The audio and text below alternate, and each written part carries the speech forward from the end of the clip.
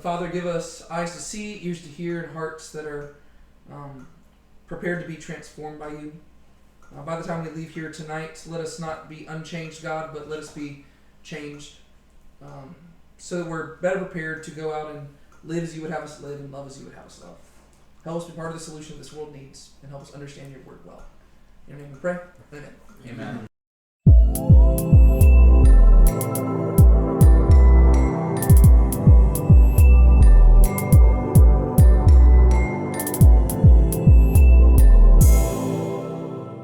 There are 12 chapters. The first 6 chapters are stories about Daniel. The last 6 chapters are visions that Daniel has.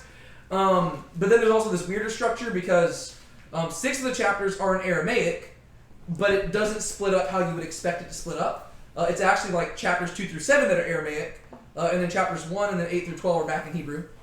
And then the first 6 chapters plus a few verses in chapter 7 are in third person, but then after that it's all in first person by Daniel. Just all different weird structural stuff that has us really looking at chapter 7, because chapter 7 is like the one thing that's like, it breaks the pattern, right? And anytime you see something that breaks a pattern, it's probably supposed to be significant, right? You're like, I should, it's kind of like when you're reading through Genesis chapter 1, right? And it says like, God made this, and it was good. And God made this, and it was good. And you get to day 6, and he makes the stuff, and then it pauses, and then it keeps going. And it's like, let's make man in our image. You're like, whoa. Like, the pattern is broken. And you're supposed to pay attention, right? And then, like, he makes man, and then he says, and it was very good. You're like, oh, okay. So whenever a pattern breaks, pay attention to it. Something's going on with chapter 7. We're going to have to deal with that when we get there. I'm just trying to set that up for you. We're in the Aramaic section right now. And we talked about how there's, like, this chiastic structure throughout these sections so that, like, this isn't even a forced one. To where there are very clear parallels, right? If you look at chapter 2 and chapter 7, they both have to deal with dreams, and the dreams are dealing with the same exact stuff. Chapter 3 and chapter 6 are both dealing with moments where the Jewish protagonists in our story are placed in a situation where their faith is being tested unto death. And they are thrown into a situation where they should die, but God miraculously delivers them, right? This week, we're talking about the fiery furnace. Whenever we get to chapter 6, we're talking about Daniel in the lion's den. Right? Chapters 4 and chapter 5 are dealing with 2 different kings, right? You've got Nebuchadnezzar on one side, and then Belshazzar on the other side. Both of them are very proud kings that God has to humble, right? And then at the very center, you've got Nebuchadnezzar actually praising God because of what he's done, right? And so that's where we're at. We are currently just at the second part right there, so we are making our way towards the center of the chiasm. But yeah, so that's where we're at. One thing I want to highlight today, there's going to be a lot of things. We're in Daniel chapter 3, which is one of the most famous stories, not only in the book of Daniel, but just in the Bible, right? I mean, you go to church and like people are always singing like the fourth man in the fire and stuff like that. Actually, fun fact, I think our churches need to do a better job of explaining what that song's about, because there was one time where somebody like came to our church and like we sang fourth man in the fire, and they're like, I've heard of the Trinity, but I've never heard of like, what's the fourth man? And like, they never heard this story, so they had no idea what the heck the fourth man in the fire was. They were like, okay, we heard like there's, God is like Father, Son, and Holy Spirit. Who's the fourth man? I'm like, oh, okay, we need to clarify things, right? But Daniel chapter 3 is one of the most famous stories, right? When you think of the book of Daniel, you think of primarily fiery furnace and lion's den, right? And for that reason, a lot of the main beats of the story are probably going to be familiar to you, but I want us to try to go for the depth, right? And try to hopefully highlight things you haven't noticed before. And so, for that reason, one thing I want to highlight right off the bat, just to pay attention to as we read through this, is that there are certain words that are repeated again and again throughout this chapter. The chapter is only, 30 verses long, I believe? But there's 3 words that are going to be repeated again and again. The first word is the word kum in Aramaic. It's very similar to the Hebrew word. It means to rise or to stand, right? That word shows up 10 times in this chapter alone. The second word is rema, which means to cast or to throw, and that shows up 6 times in this chapter. And then there's the word nephal, which means to fall, and this shows up 7 times in this chapter. So you've got the idea of people standing up, you've got people being thrown, and you've got people falling. And I think that's because one of the big tensions that we're going to see throughout the entire book of Daniel is, there's basically this clash of empires, right? You've got like this empire of man, which is like Babylon, And then you've got the kingdom of God, which is represented by, the Jewish protagonists, right? Daniel and his friends. And a big question we see in this chapter is who is going to stand and who is going to fall, right? And so you're going to see it goes back and forth throughout the chapter, right? At the beginning of the chapter, it's going to be Shadrach, Meshach, and Abednego. They are refusing to fall to their knees, and they are standing up when everybody else does. But then at the end of the chapter, whenever they are in the they are thrown into the furnace, Nebuchadnezzar is the one who stands up because he's trying to look and see what's going on, right? And so I just want you to notice those themes, and we're going to pay attention to that. There's a lot of things that we're going to highlight here. And then one other thing before we jump into the chapter itself. One thing I think that's important for us to just keep in mind as we go through this entire book, we've talked about it every single week so far. But since we are dealing with a story that is taking place in Babylon, one story that should be at the forefront of your mind every time you open the book of Daniel is the Tower of Babel story. Because that is like the origin story of Babylon, right? We translate the words differently for some reason. I go on my rant about that every week. But you need to keep that story in mind, right? To highlight some parallels from last week, remember, somebody remind me, what happened in last week's chapter? Nebuchadnezzar. Yeah, Nebuchadnezzar basically had a dream that he was trying to have his wise men and priests and stuff interpret, but he wasn't going to tell them the dream because he needed to know that whoever interpreted this dream really had a divine connection, because he knew that the dream itself was divine in origin. And so he basically told them that if they weren't able to tell him the dream that he had correctly, he was going to kill them and their family. And Daniel came in and was like, well, I can interpret the dream. Not only that, but I will tell you the dream that you saw.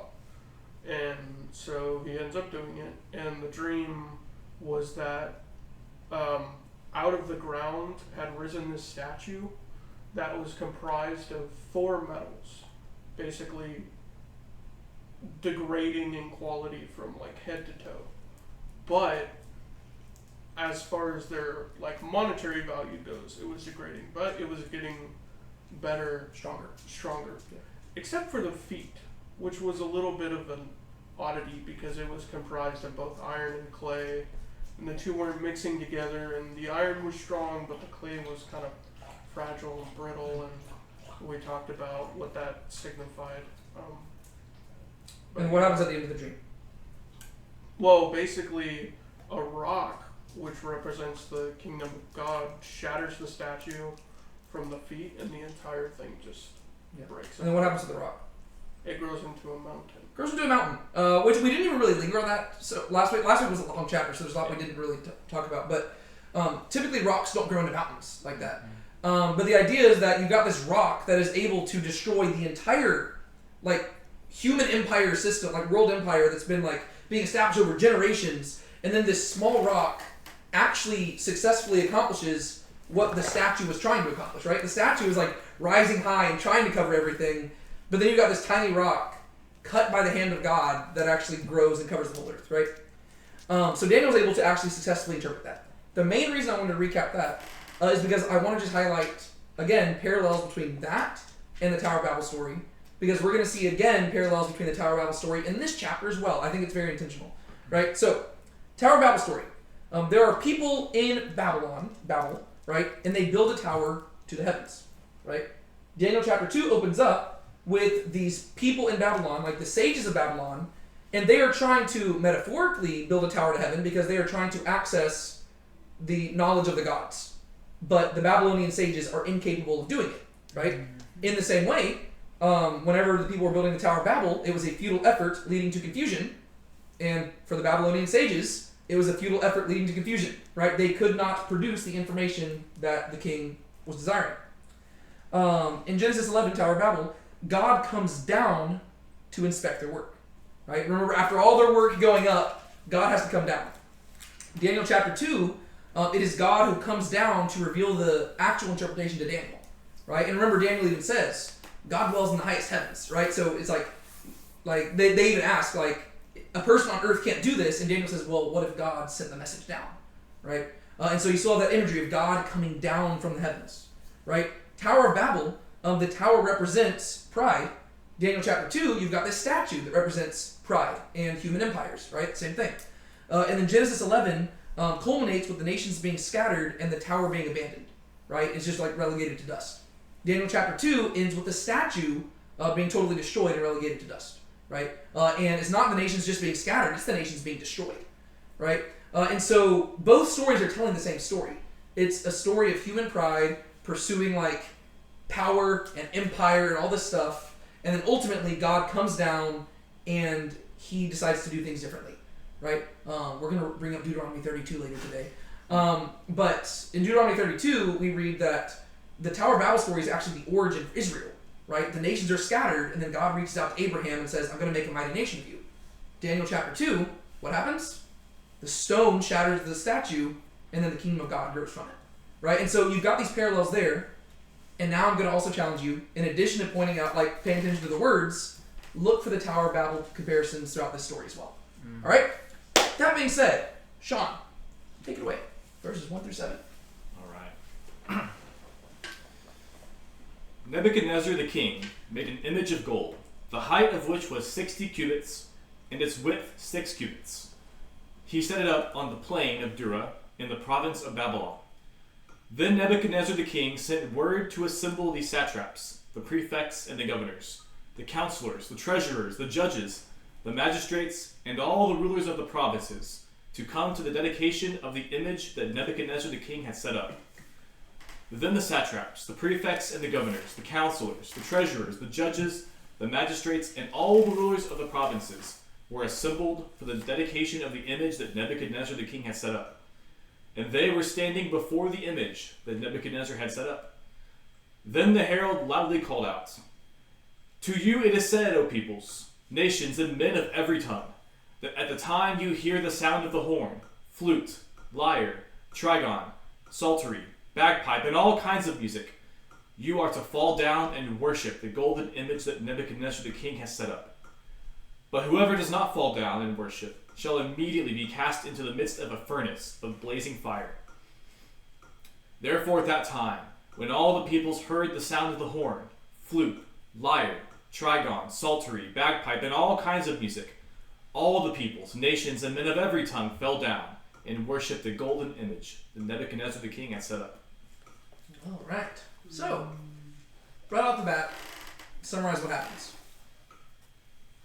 Nebuchadnezzar sets up this statue, kind of like a false god, if you will, an idol, and then he says, we're going to have everybody is going to show up, we're going to play the music, and when the music plays, you need to bow down and worship it. If you don't, bad things are going to happen. Mm-hmm. Okay. And then whenever they play the music, everybody falls down and worships, right? We're going to realize in a little bit that not everybody does. But so far, that's where we're at, right? So let's walk through it. Nebuchadnezzar, who's Nebuchadnezzar real quick? King of Babylon. King of Babylon. He's the one we read about in chapters 1 and 2 so far, right?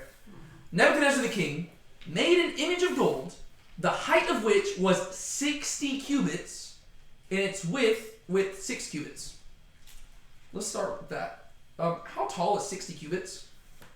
Well, 1 cubit is like 18 feet, isn't it? 18 inches. 18 inches. It's like, what, 90 feet? 90 feet. 90 feet tall, 9 feet wide. This is a huge statue, right?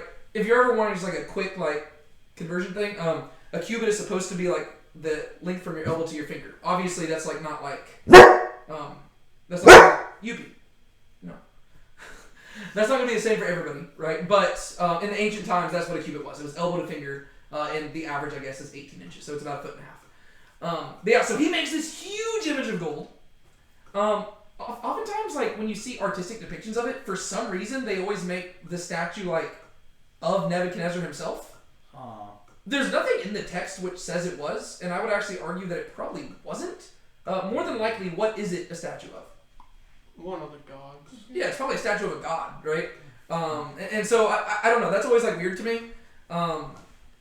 That they just I think it's probably because of the previous chapter. Like, there's the statue in that chapter, and it says that there's a person with, like, heads and arms and stuff. And this one probably had heads and arms too, but it was probably supposed to be a god, not a statue of himself. Nebuchadnezzar was like proud, but I don't know if that proud. Yeah, I was thinking, like, you would have to have some sort of pride to build a giant golden statue of yourself and then tell everyone, if you don't bow down before this thing when music plays, I'm gonna throw you in a fire. Yeah. So, which to be fair, he is arrogant like that, and I wouldn't put it past him. But I think that this isn't supposed to be worshiping the king. It's supposed to be he's trying to unify them under one religion, basically. Which we'll get to that. So Nebuchadnezzar king made an image of gold. Hold on. What does that immediately make you think of? The head of the previous statue. The head of the previous statue. And what did the head represent in chapter 2? It actually, more specific than Babylon, it was Nebuchadnezzar, right? Daniel says the gold represents you, right? And so, like, the implication is almost like once Nebuchadnezzar's gone, the strength of Babylon disappears with it. Which is historically. It's historically true. But yeah, so it's very interesting that Daniel chapter 2, it's like he has a dream of a gold statue. Well, it's a mixed statue, but the gold represents him. Daniel interprets the dream. And literally, very next chapter, I mean, obviously nowadays it's been a week for us, right? Originally, there were not chapter divisions. Originally, you just read through. You would have just finished the story about Nebuchadnezzar learning that he is represented by the gold, and then he makes a statue of gold. But is it just the head that's gold? No, it's the entire it's thing. the entire thing that's gold, right? Which tells you a little bit about Nebuchadnezzar, right? Again, very arrogant. But then there's also almost like, part of me wonders if the dream actually is what inspired him to do this. I don't know how much time passed in between chapter 2 and chapter 3. It doesn't tell us, but like, I find like it intriguing to where there is like this way where you could read it to where it's almost like he's just embracing his fate. Right? He's like, okay, my empire might fall, but while I'm here, we're going to be a golden empire. Like, it's going to be a golden age. And so, like, I don't know. I think it's interesting, but also, let me ask you this. We're going to get to it in a second, but, like, what is his purpose behind building the statue? Like, why is he going to want everybody, like, bowing down before it and stuff like that? To make a name for himself. To make a name for himself, to what end? I'm guessing it's the same imagery as the Tower of Babel thing, right? I mean, that's going to be part of it. I wasn't even thinking about that yet. But, like, what's his goal here? Is he just, like, bored one day and is like, I don't know, what if we got everybody to bow down to a statue? Like, what's his actual goal? He wants to get everyone into one culture. Yeah, he's trying to unify the culture. And what reason would he have for wanting to do that? There's a lower probability that sex would rise up and rebel against him. Sex would rise up and rebel. And also just unifying a culture is a way to guarantee that it lasts, right? A house divided against itself cannot stand, right? He just heard in chapter 2, his kingdom will fall. So what does he do next chapter? Let me try to do something that will guarantee I don't fall. And this is where it leads us to the Genesis 11, like, Tower of Babel thing, right? You're getting to see it, right? What was the issue with the Tower of Babel? Was it just that they built a statue? Like, are skyscrapers just, like, illegal? No, it was that they were so prideful. They were like, oh, we can build a tower to heaven and we're better than God. And God's like, I'm having none of it. So there's that element of it. And right off the bat, you'll see the parallel, right? I mean, you got a statue that's 90 feet tall. But what was the main issue with the Tower of Babel? Pride. They were all able to speak the same language. Like, So they were unified in some They're unified. But what else? Like, what did God command the people to do? Like, what did he tell them to do prior to Genesis 11? Be fruitful and multiply and Fill the ends of the earth. fill the earth, right? And they said, we don't want, like, literally, if you go to Genesis 11, let me just read it.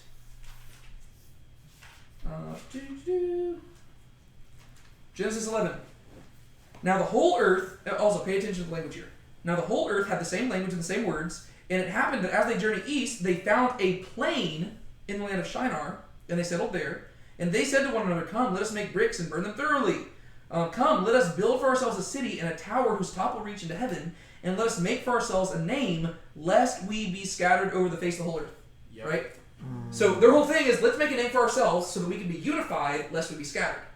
Daniel chapter 2, God says, you're going to be scattered, right? And you're going to, and then you've got this mountain that fills the earth. And Daniel chapter 3, Nebuchadnezzar's like, no, I'm not, right? I'm going to build a metaphorical tower. This one's a statue, an image, an idol. And he says, I'm going to unify people under this so that I won't be scattered. Right? And so you've got this Tower of Babel imagery again, right? There's a giant, it's not a tower, it's a statue now. But once again, you'll notice it's on the plain of Dura, right? The Tower of Babel is on the plain of Shinar, right? Like the language is similar. It's trying to highlight that connection. So he set it up on the plain of Dura in the province of Babylon. His whole goal is to unify people, whereas God made it clear that's not going to happen. Then Nebuchadnezzar the king sent word to assemble the satraps, the prefects, and the governors, the counselors, the treasurers, the judges, the magistrates, and all the rulers of the provinces to come to the dedication of the image that Nebuchadnezzar the king had set up. All right. Who does he call for? Basically all the important government officials. Why aren't the regular people invited? Maybe he wants to unify the heads of the community so they can lead by example to unify the common people. Yeah, exactly, right? I mean, it doesn't matter to him. Like his job is to make sure all the leaders are unified under him, and then it's their job to make sure everybody else is unified, right? I mean, if he invited literally everybody, that just would be like impossible, right? I mean, like Babylon's huge, but he's like, okay, let me invite all the important people to this event, and I'm basically it's basically he's saying, hey, here's our new goal, right? Like we're gonna unify the people. Like it's almost like it's not a business meeting, but it kind of is. It's like, hey, this is our new thing. We're gonna have a new religion. We're gonna bow down before it, and this is how we're gonna unify the culture, right? Anything else y'all want to highlight in those first two verses?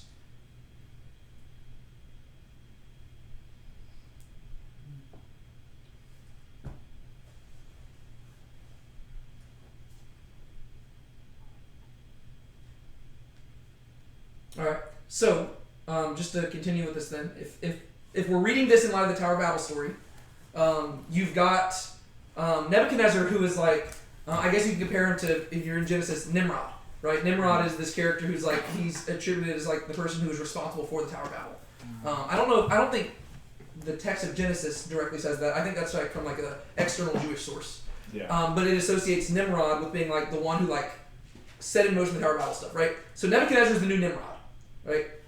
And the governors in them, they're supposed to be the metaphorical builders who show up, right? And we know this, it hasn't said it yet, but who is going to be amongst these governors and stuff who show up? Daniel and his friends. Yeah, well, Daniel's actually not going to be mentioned in this chapter, which is interesting. We'll have to talk about that. Daniel's not mentioned. I'm assuming he's just not present for this. Yeah. I don't think that he just like bowed down to the statue. But keep in mind that Shadrach, Meshach, and Abednego are going to be here. And if these governors represent the builders of the tower, the fact that they refuse to participate in the building project is interesting, right? And that's where we're going to get to Deuteronomy 32 in a second. We'll talk about that when we get there. Yeah. So they call all these people. Then the satraps, the prefects, and the governors, the counselors, the treasurers, the judges, the magistrates, and the rulers of the provinces were assembled for the dedication of the image that Nebuchadnezzar the king had set up. Hold up. Why did it just repeat itself? I mean, it's like, hey, and he called this person, this person, this person, this person to come. And then this person, this person, this person, this person, they came. It's like, he didn't have to repeat himself like that. Why did he do it? Must have been a poem strategy. I mean, I that's think all I it's know. just emphasis. Well, throughout this entire section, because it does it again later on with the musical instruments, the fact that it goes out of its way to like list every single line out again, to me, at least to me, it seems to just get across like the scale. The fact that it goes out to mention, instead of saying like, then all the government officials, it's like, no, Babylon's like a huge empire. They don't just have like a king and like some governors. It's like, no, it's like the king, the governors, the other kind of governors, the other kind of governors, the senators, the other kind of senator. Like it's just like a long list of people. Like it's just saying like this is a big thing. And what is the effect of emphasizing the scale? Like, keep in mind where the story is heading. Why is it significant that we know how many people showed up? Maybe it contributes to the whole pride thing we talked about earlier. Well, I think it kind of just goes to show like how isolated Shadrach, Meshach, and Abednego end up being. Yes, because it shows how much power Nebuchadnezzar has. Yeah. Think about it. It's like Genesis chapter 1, right? Genesis chapter 1, God speaks and it happens, right? Let there be light, and there was light. Nebuchadnezzar says, let all the most powerful people come to me.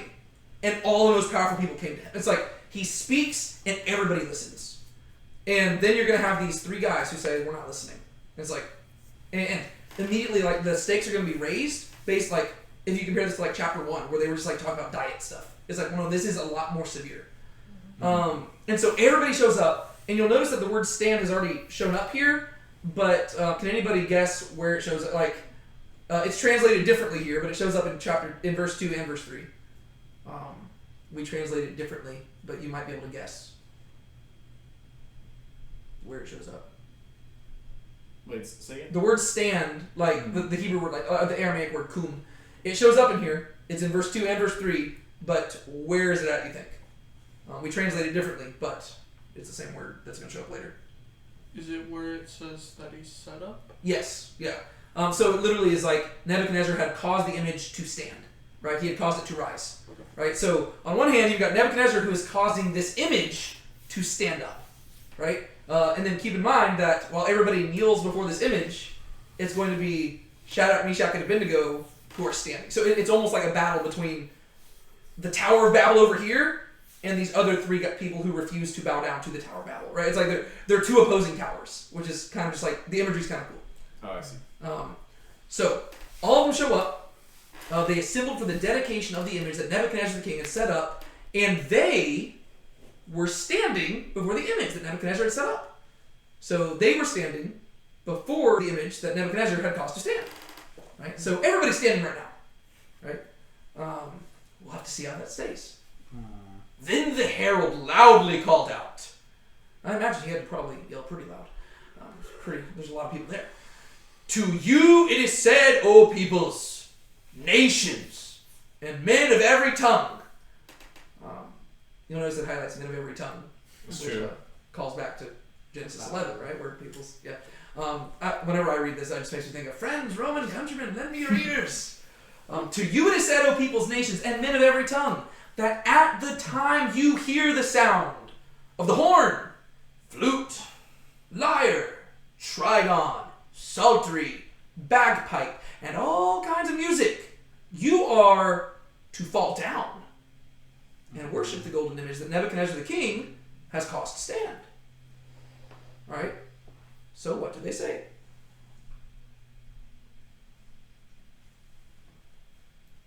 It's concert time. It's concert time. It's like, we're going to have Led Zeppelin play, and then you're just going to... Yeah. Well, let's address that real quick, too. Let's think about, like, let's imagine the scene itself. We've got a plane, right? And you've got this image set up in the middle of the plane. So an image is, what do we say the image is? Like, what is the image? Golden statue. It's a golden statue. It's a god, Human right? statue. Like, it's an idol of some sort. So you've got a plane, you've got a statue, you've got music playing, and then as we're going to read in a second, there's like a furnace nearby. Whenever you take all that imagery together, what does it kind of sound like? You got music, an idol, fire. Kind of sounds like a rock concert almost. Like, maybe. Maybe not the idol part, but like... You should refer to like a biblical story. Not even a story. I'm thinking of a location. Like a place. Valley of Hinnom? Like, no. Places where would you expect to hear music and there to be a god and there to be fire? Oh, I don't know. temple? Campsite, right? no. Like just a temple in general, right? A temple, like obviously the Jewish temple did not have an idol, right? Because God is not represented by idols. Yeah. But like this is a religious festival that's going on here, and most likely the reason why there's a furnace nearby is because they had to melt the gold somehow, right? But whenever you think of a temple and you think of fire, what do you typically think of? Altar. An altar. And if you read that context into this, it really shapes how you view Shadrach, Meshach, and Abednego later on, right? Because they are laying themselves literally down on the altar. But the cool thing is that they're not consumed on the fire, which is cool. And so it's a religious ceremony here, right? They've got the gold. They've got the idol. They've got the music playing. It's a religious ceremony. And then you've got this like contrast of everybody is standing up currently, right? It tells us the image is standing and they are standing. Now the guy gets up and says, when the music starts playing, the image will stay standing, and y'all will fall down before it, right? So it's if you're just like tracking the I don't know, like if you're just looking at like the story playing out from a horizon line, right? Everything's standing. These go down. This stays standing, right? It's like, what does that convey just from a authoritative perspective? Reminds me of is the Islamic cult of prayers. Like whenever they start blasting that obnoxious music, everybody's supposed to like fall down. Well, there's a lot of cultures that are like that. It's basically just like a sign of submission.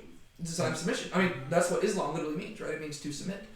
But yeah, so this is them literally saying, okay, this is our new religion, and this is simply how it's going to go. Does he demand that like everybody like has to be 100% devoted to this God or anything like that?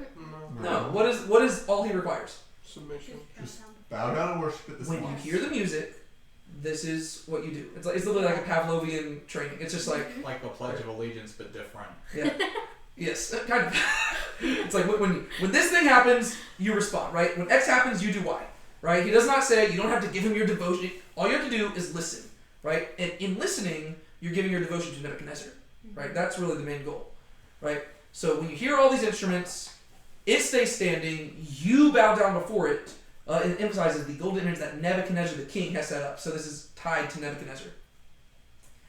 But whoever does not fall down and worship shall immediately be cast or thrown into the midst of the furnace of blazing fire.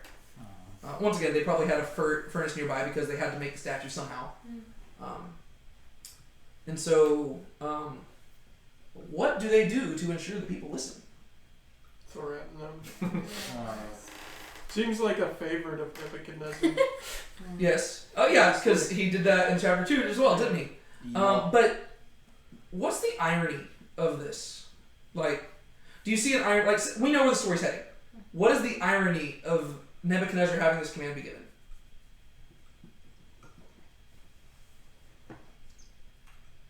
I think it because it has to do with the dream you had earlier. Maybe like the command for him was supposed to be different than what he's actually been doing, right? Or is that? I think that it's not this may not necessarily be what you're getting at, but I think it's interesting the idea that the furnace was used to build up the statue, but if you fail to follow through with the command, it will be used to destroy you. Mm-hmm. So. Which I actually keep in mind that I want to come back to that in a second. Just the imagery of the furnace was used to make the statue, probably.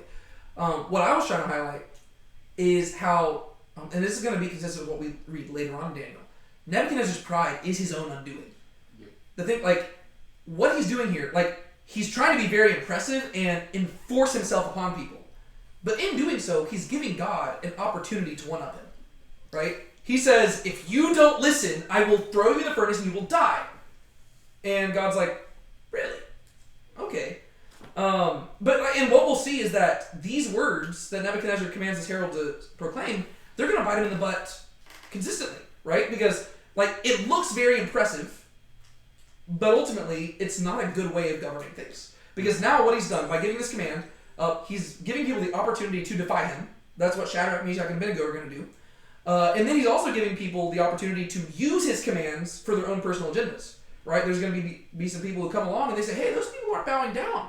And they're just want to get Shadrach, Meshach, and Abednego out of there, right? And so they're now using these words that he probably wasn't planning on following through with, and we're going to see that. And they're now twisting them for their own personal gain. And then he's also allowing God to show up and be like, yeah, you're not going to kill my people. And so this falls in line perfectly with what we saw in the previous chapter. Right, he is the head of gold. What did we talk about are the traits of gold? They're worth a lot, but they're brittle. Yeah, it's very impressive to look at, but it's ultimately It's also very very weak. malleable. Yeah. Like, it can be shaped very easily. So it's almost kind of like Nebuchadnezzar's pride is what's, shaping him. Yeah.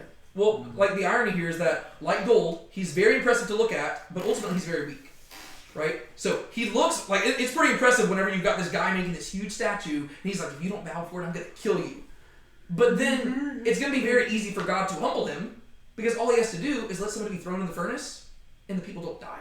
Because now all of a sudden Nebuchadnezzar realizes, oh, I have no power here. Like he's like, I thought I had power, but that should have killed him. You know, and it's like, so it puts him in his place.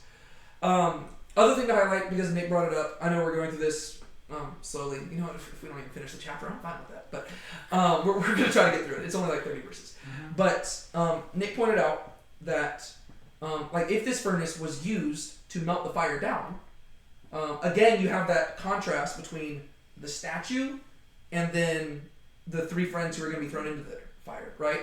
I said that, like, you know, whenever everybody falls down and they're still standing, it's almost like you've got two statues that are facing off, right? One statue, well, I guess you could almost argue that both statues were forged in the fire, right? One statue, the gold was thrown in and it melted down and was turned into something made by man. And then you've got these three friends who are going to be thrown into the fire and they're not going to melt. And that's because they are made by hands that are not human, right? Like the testing of their faith, which is more precious than gold, though it perishes in the fire. 1 Peter. I was wanting to bring up that passage at some point today because we lingered so much on that when we went through 1 Peter. Yeah. But yes, it's literally, they're going to be tried by fire, and it's purer than gold. Anyways, back to this. He threatens them, but whoever does not fall down and worship shall immediately be cast into the midst of the furnace. So he's like, if you won't fall, I will make you fall. Right? You don't get down on your knees, I will throw you in the fire. Right? So you've got this, like, the constant emphasis is Nebuchadnezzar standing. He's causing things to stand. And if people defy him, he will make them fall. Right? And so that's the contrast. Therefore, at that time, when all the peoples heard the sound of the horn, flute, lyre, trigon, psaltery, bagpipe, and all kinds of music, all the peoples, nations, and men of every tongue fell down and worshipped the golden image that Nebuchadnezzar the king had set up. Wait a second, it repeats itself again! Yep. What is the effect this time? Kind of the same as before, I would imagine. Yeah, what does it accomplish by repeating that? I know we just talked about it. It's like Nebuchadnezzar's pride is his own undoing, right? Mm-hmm. So he's Well, basically Well, showing that all the people are submitting. Well, it's going to go more back to the Genesis 1 thing. It's emphasizing that God said, Yeah, let there be that's light, there what was I light, read. and it's emphasizing that Nebuchadnezzar says, do this, and it's done. And this is even scarier, right? Because what was the first command that Nebuchadnezzar said? Come to me. Yeah, come to me, right? And everybody listened. You're like, wow, that's a lot of power. But what he's commanding now is even stronger. Because what does he say? Like kneel. Kneel, but who are you kneeling before? Golden. A god who you may Golden statue. and worship. Yeah, golden statue. And in that culture, what does that mean? Like, if you're kneeling before a statue, like, what are you effectively doing? Practicing idolatry. You're practicing idolatry, but beyond that, what are you actually doing there?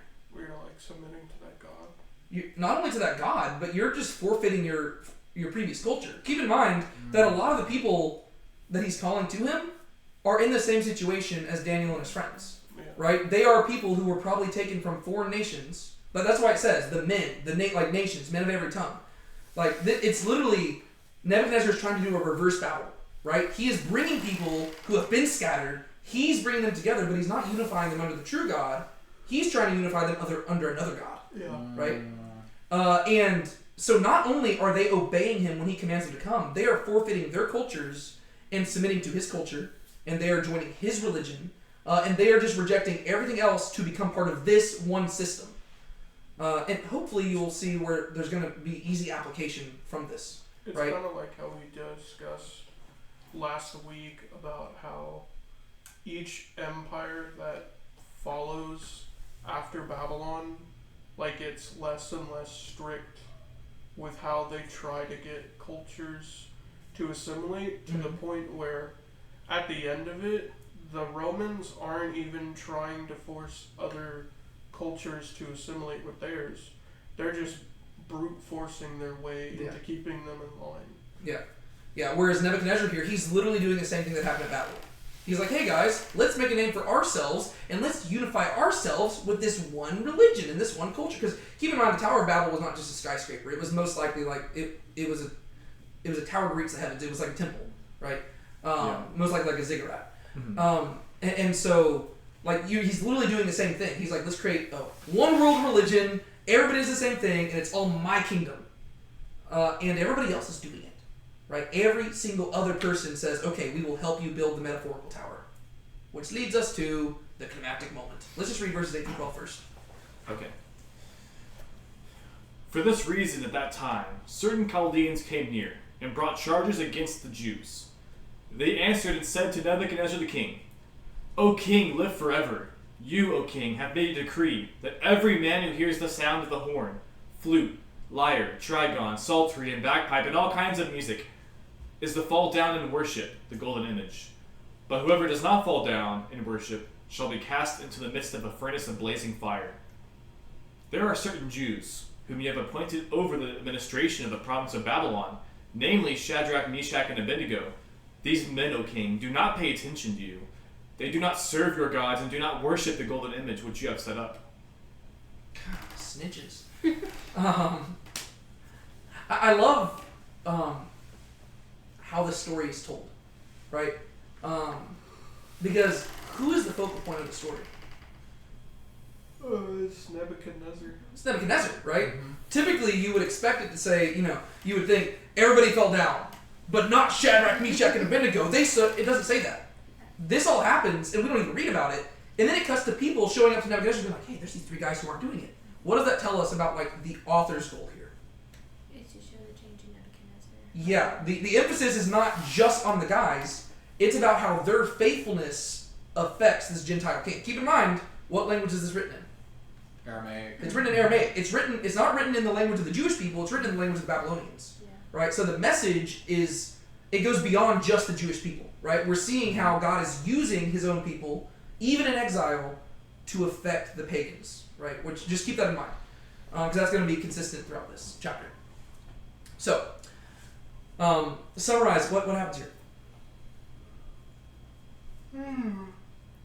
So just some of the Babylonians came up to Nebuchadnezzar and told him that Shadrach, Meshach, and Abednego were not worshiping the statue. Yeah. Why do you think they do this? Maybe to gain favor. To gain favor? And I'm not looking for a specific answer because I don't know their heart. It doesn't tell us. But what other reason might they have? They may just want to get rid of Shadrach, Meshach, and Abednego. Yeah. Keep in mind, last chapter, them dang Jewish people got exalted over everybody else because Daniel was able to interpret the dream. So there might be some animosity there, right? Even though, keep in mind, because Daniel was able to do that, everybody else was spared. They didn't die. But that might even make them bitter too, because now they're indebted to these people for no reason. I'm kind of wondering now if, Chaldeans, instead of referring to, native Babylonians, is referring to people from, a specific province.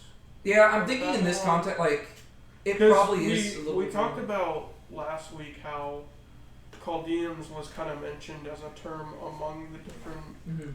wise men, whereas we've always talked about it as being Chaldeans and Babylonians kind of mean the same thing, Yeah. but that may not necessarily My be true. NIV, they say that they're astrologers, so I don't know. Okay. Yeah. Which makes sense. I know Chaldea in general is associated with astrology. That's why it says Abraham left Ur of the Chaldeans. So I think in general in the Bible they're used synonymously, but it does seem like in Daniel there is a more nuanced term Yeah. for it, which that would make sense if it's astrologers. Yeah. So we ultimately don't know why they tattled, but they did, right?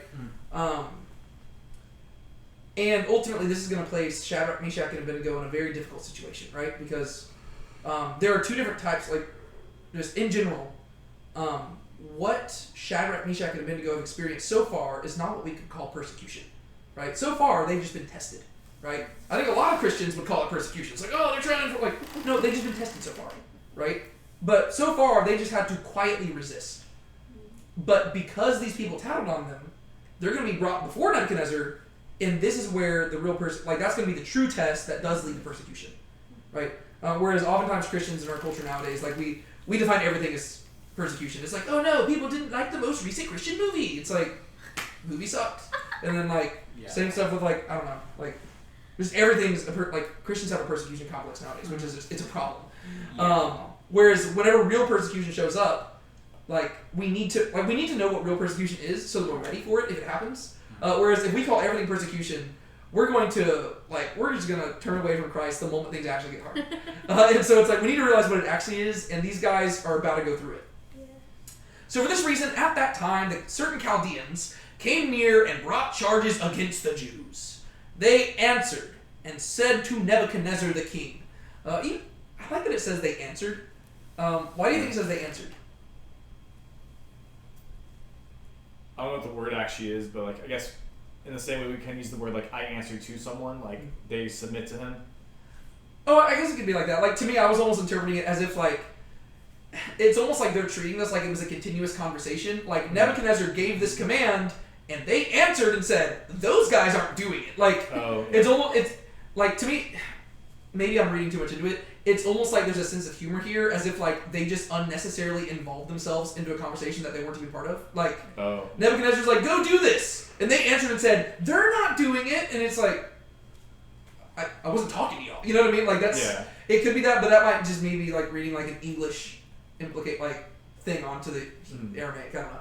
But anyways, they answered and said to Nebuchadnezzar the king, "O king, live forever." On one hand, this is how you just in general are supposed to address a king, but what benefit does it also serve here? Sucking up. Yeah, they're sucking up to him, right? They're starting off on good terms, right? Because they want him to do something, right? "You, O king, have made a decree that every man who hears the sound of the horn, flute, lyre, trigon, psaltery, and bagpipe, and all kinds of music is to fall down and worship the golden image." Man, look at them. They are just like quoting him verbatim. They are showing how good of servants they are. They're like, "Hey, we memorize exactly what you commanded. That's how much we respect you. But whoever does not fall down and worship shall be cast into the midst of the furnace of blazing fire." What do you think Nebuchadnezzar's thinking at this point? Genesis 1. Oh, wait, no, what's he thinking? Yeah, what's Nebuchadnezzar It's thinking? like, what's your point? Yeah. Yeah, It's like you're just telling me all the things I just said. well, this is where he's probably saying get to the point, right? It's like he probably can pick up where this is heading. Before I throw you into Yeah. the Yeah. What's For that? wasting Oh, my yeah. time. But like, keep in mind, in the previous chapter, Nebuchadnezzar demonstrated himself to be a pretty smart guy, right? He was like, "I don't want just any interpretation; I want the right interpretation," right? So he knows what these people are doing, right? He can see through it. He's like, "You want somebody thrown in the furnace, right?" So like he can but they're trying to butter him up. "Oh, didn't you say this? Actually, I remember exactly what you said. This is what you said. You said that everybody had to bow down whenever they heard these 7 instruments or whatever." And what did you... Oh, yes, I remember exactly what you said. You said that if they did not do it, they would be thrown into... What was it? Oh, the fiery furnace. That's what you said. Anyways, we've got people who aren't doing it. But it's like, he can tell where this is heading. Yeah. "There are certain Jews whom you have appointed over the administration of the province of Babylon, namely Shadrach, Meshach, and Abednego. These men, O king, do not pay attention to you. They do not serve your gods and do not worship the golden image which you have set up." Uh-oh. Alright, let's talk about that verse. What do they say and how do they frame it? They butter them up and they say, "Hey, these people are not bowing down, so could you maybe throw them in the furnace?" Yeah. Yeah. But how specifically do they frame it? They frame it They're as, they're saying it's basically like an insult directly against Nebuchadnezzar. Yes. He's like, they're defying you specifically. Yeah, they make it very like specific that it's like a personal thing, right? Mhm. They say like, meanwhile they're over here like, "Oh, we can quote your commands verbatim. That's how well we hear you. We hear you so well that we knew what you commanded. We knew what you said the punishment would be." I mean, they're quoting Nebuchadnezzar better than any of the Pharisees could ever quote the Torah, right? Right. These guys know what Nebuchadnezzar said, and then they say, "But there's some Jews," and keep in mind, you appointed them. Like this is almost like Adam in the garden being like, "Hey God, the woman who you gave to me gave me the fruit." It's like if I were Nebuchadnezzar, I'd be pretty annoyed with these guys. But the thing is, they're framing it like a betrayal, right? Mm. These guys who you gave all this power and authority to, they don't even pay attention to you, right? They have gotten too big for their britches. We understand that you're a king who is mighty and deserves to be listened to. These They don't guys even- suck. Yeah, these guys, they suck. They don't even pay attention to you. They don't serve your gods or worship the golden image which you have caused to stand. In fact, they're still standing right now. They interpreted one dream and thought they were all that. Yeah. Yeah. It's just like you can feel the accusation, and they're trying to make it to where Nebuchadnezzar feels personally betrayed by it.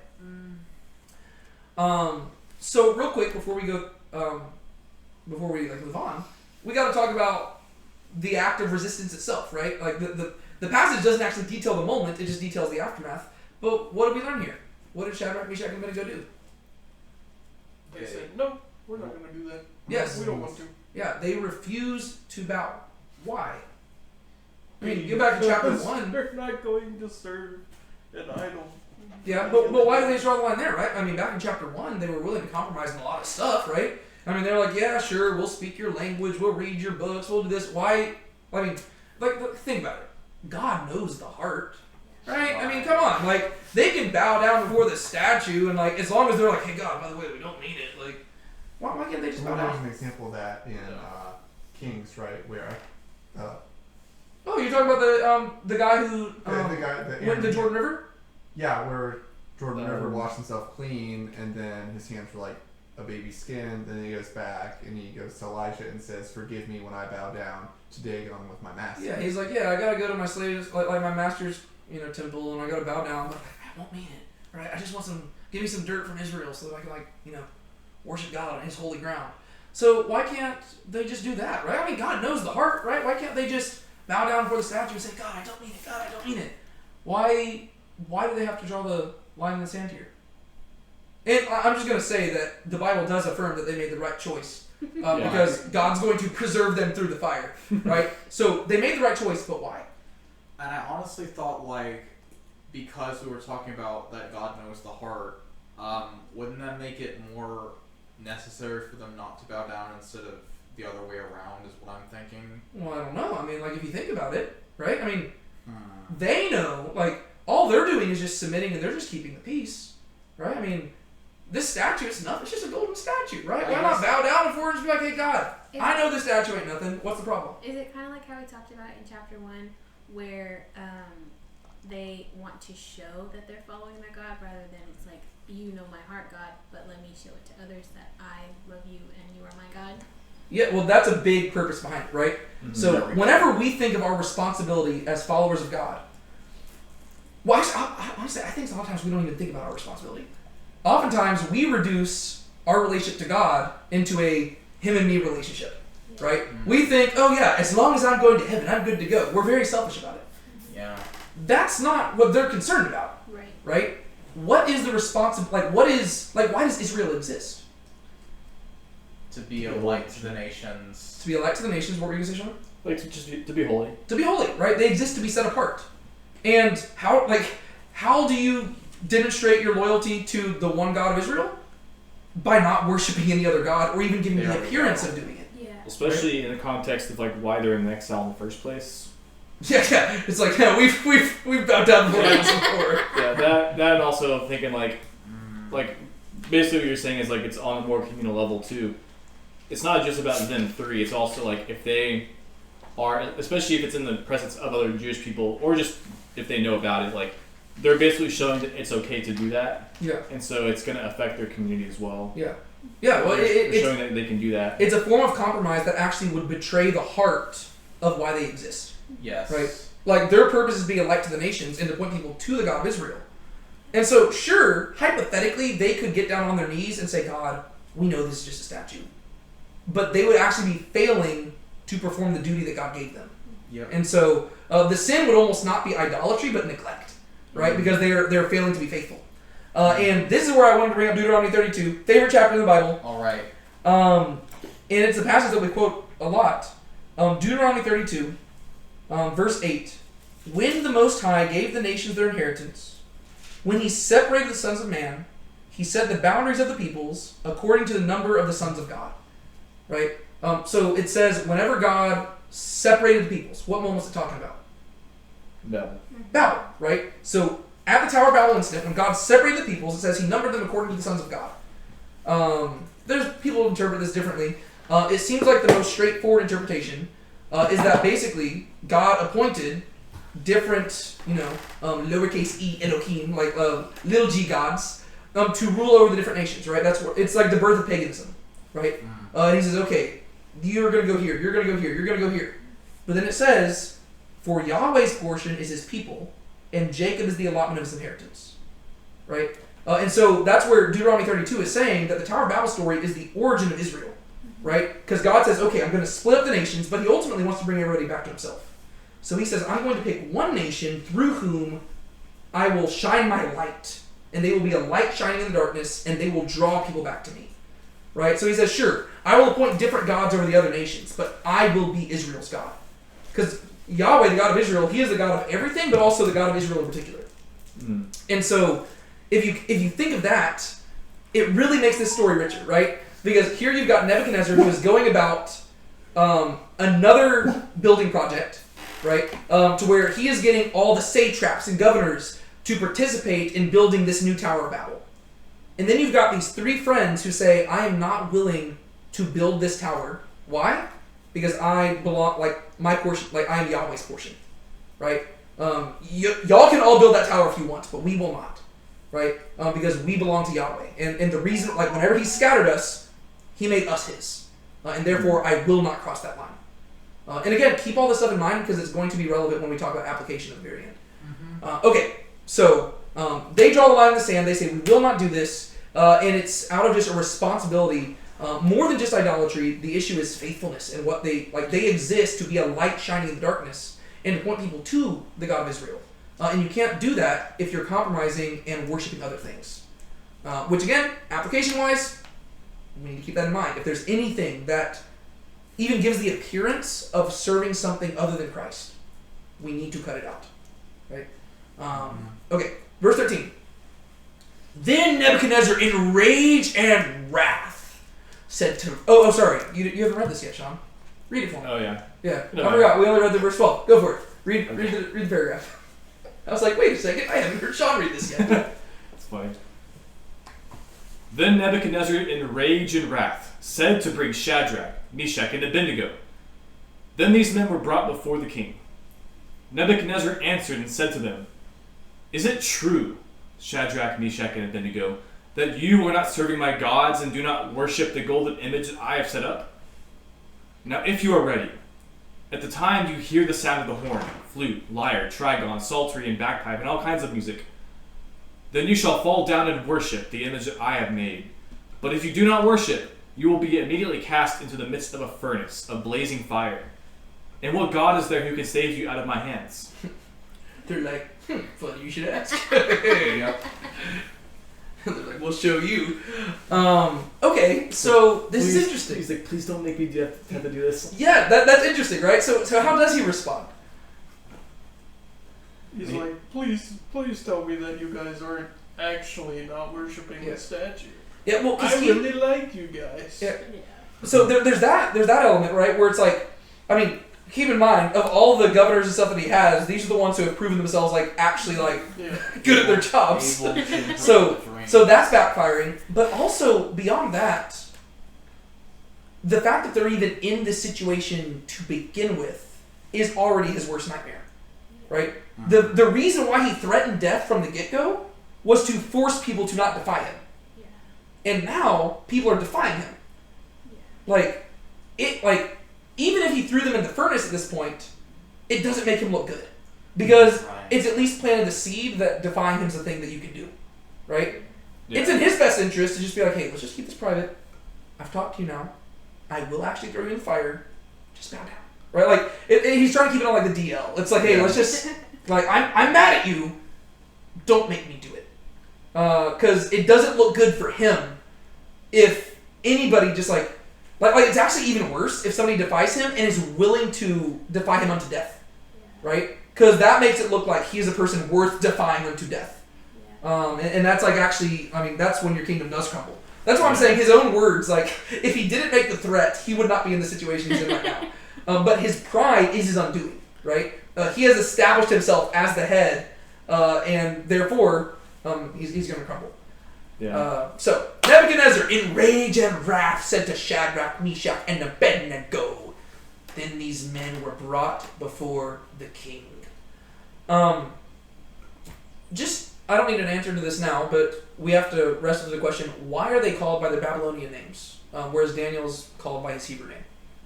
We don't have to answer it now. Just keep it in the back of your head. I don't even have an answer for that. Just saying. I just want to raise that so that we can can say is that it's just like an act of kind of, I don't know, how he sees them even after they defied him. I don't know. Yeah. I'm not totally sure here, but I don't know if I'm like reading into the tone, but I do think it's interesting. He doesn't say in rage and wrath to them. He says in wrath to like bring them, and then it just says when he answered them like, is it true? Yeah. Like kind of like what you're saying about like, the keeping it like on the down low. It could be just like a showy thing. Where he's like, bring them. And sorry, were you? No, just like bring them, and then when he comes, he's just like kind of like talking to him quietly. Yeah. Well, it also could be that the rage and wrath isn't directed at them. It could be that the rage and wrath is dedicated at the Chaldeans for bringing this up and putting it like, you know what I mean? Like, true. Because the thing is, he can tell what the Chaldeans are doing. Like the Chaldeans aren't just like, I don't know. It's kind of like whenever a little kid comes up to like their parent and says, "Hey, so and so didn't do their chores." They do not actually care about the person not doing their chores, like their sibling not doing the chores. They just want the sibling to be in trouble. You know what I mean? Yeah. Like Nebuchadnezzar can see through this. Like he's like, okay, you do not care about them like bowing down for the statue. You simply want them in the furnace. And so I could see it to where his rage and wrath is directed toward the Chaldeans. Because keep in mind, once again, Shadrach, Meshach, and Abednego have been good servants so far. The Chaldeans, they haven't done diddly squat. As far as we've read. I mean, they're employed for a reason. I'm sure that there's other stuff happening in between the chapters where they prove their worth. But from what we've read in the story so far, he doesn't have much reason to like the Chaldeans. Whereas he has a lot of reason to like the Jewish servants here. And so it could be that way, or it could just be that it's a show where he's like, I cannot believe they would do that. Bring them in here. And he's like, guys, come on. Like, just bow before the statue. It's fine. Like, so it could go either way. It doesn't really say what it's directed at. But yeah. So these men, they were brought before the king. And like I said, this is where the true test is. Right? The first test, it's hard. But it isn't, I mean, like, honestly, these are things that we have to wrestle through every single day. Right? Like, if you, like, I don't know. Like, whenever we think of Shadrach, Meshach, and Abednego, the image that we have in our heads is them standing while everybody else is kneeling. Right? That's, like, the image you see, like, in art and stuff. But that's stuff that literally, on an everyday basis, we are going to face. Like every day, you are going to ask yourself, where am I willing to compromise? And where am I not willing to compromise in my faith? And where do I need to draw the line and set myself apart to live for Jesus? Right? Like that. Like we have to answer that every day. So if you think that them standing while everybody else is kneeling is like a big moment, you probably need to read your Bible more closely because we have to do that literally every day. Right? This right here is the big moment.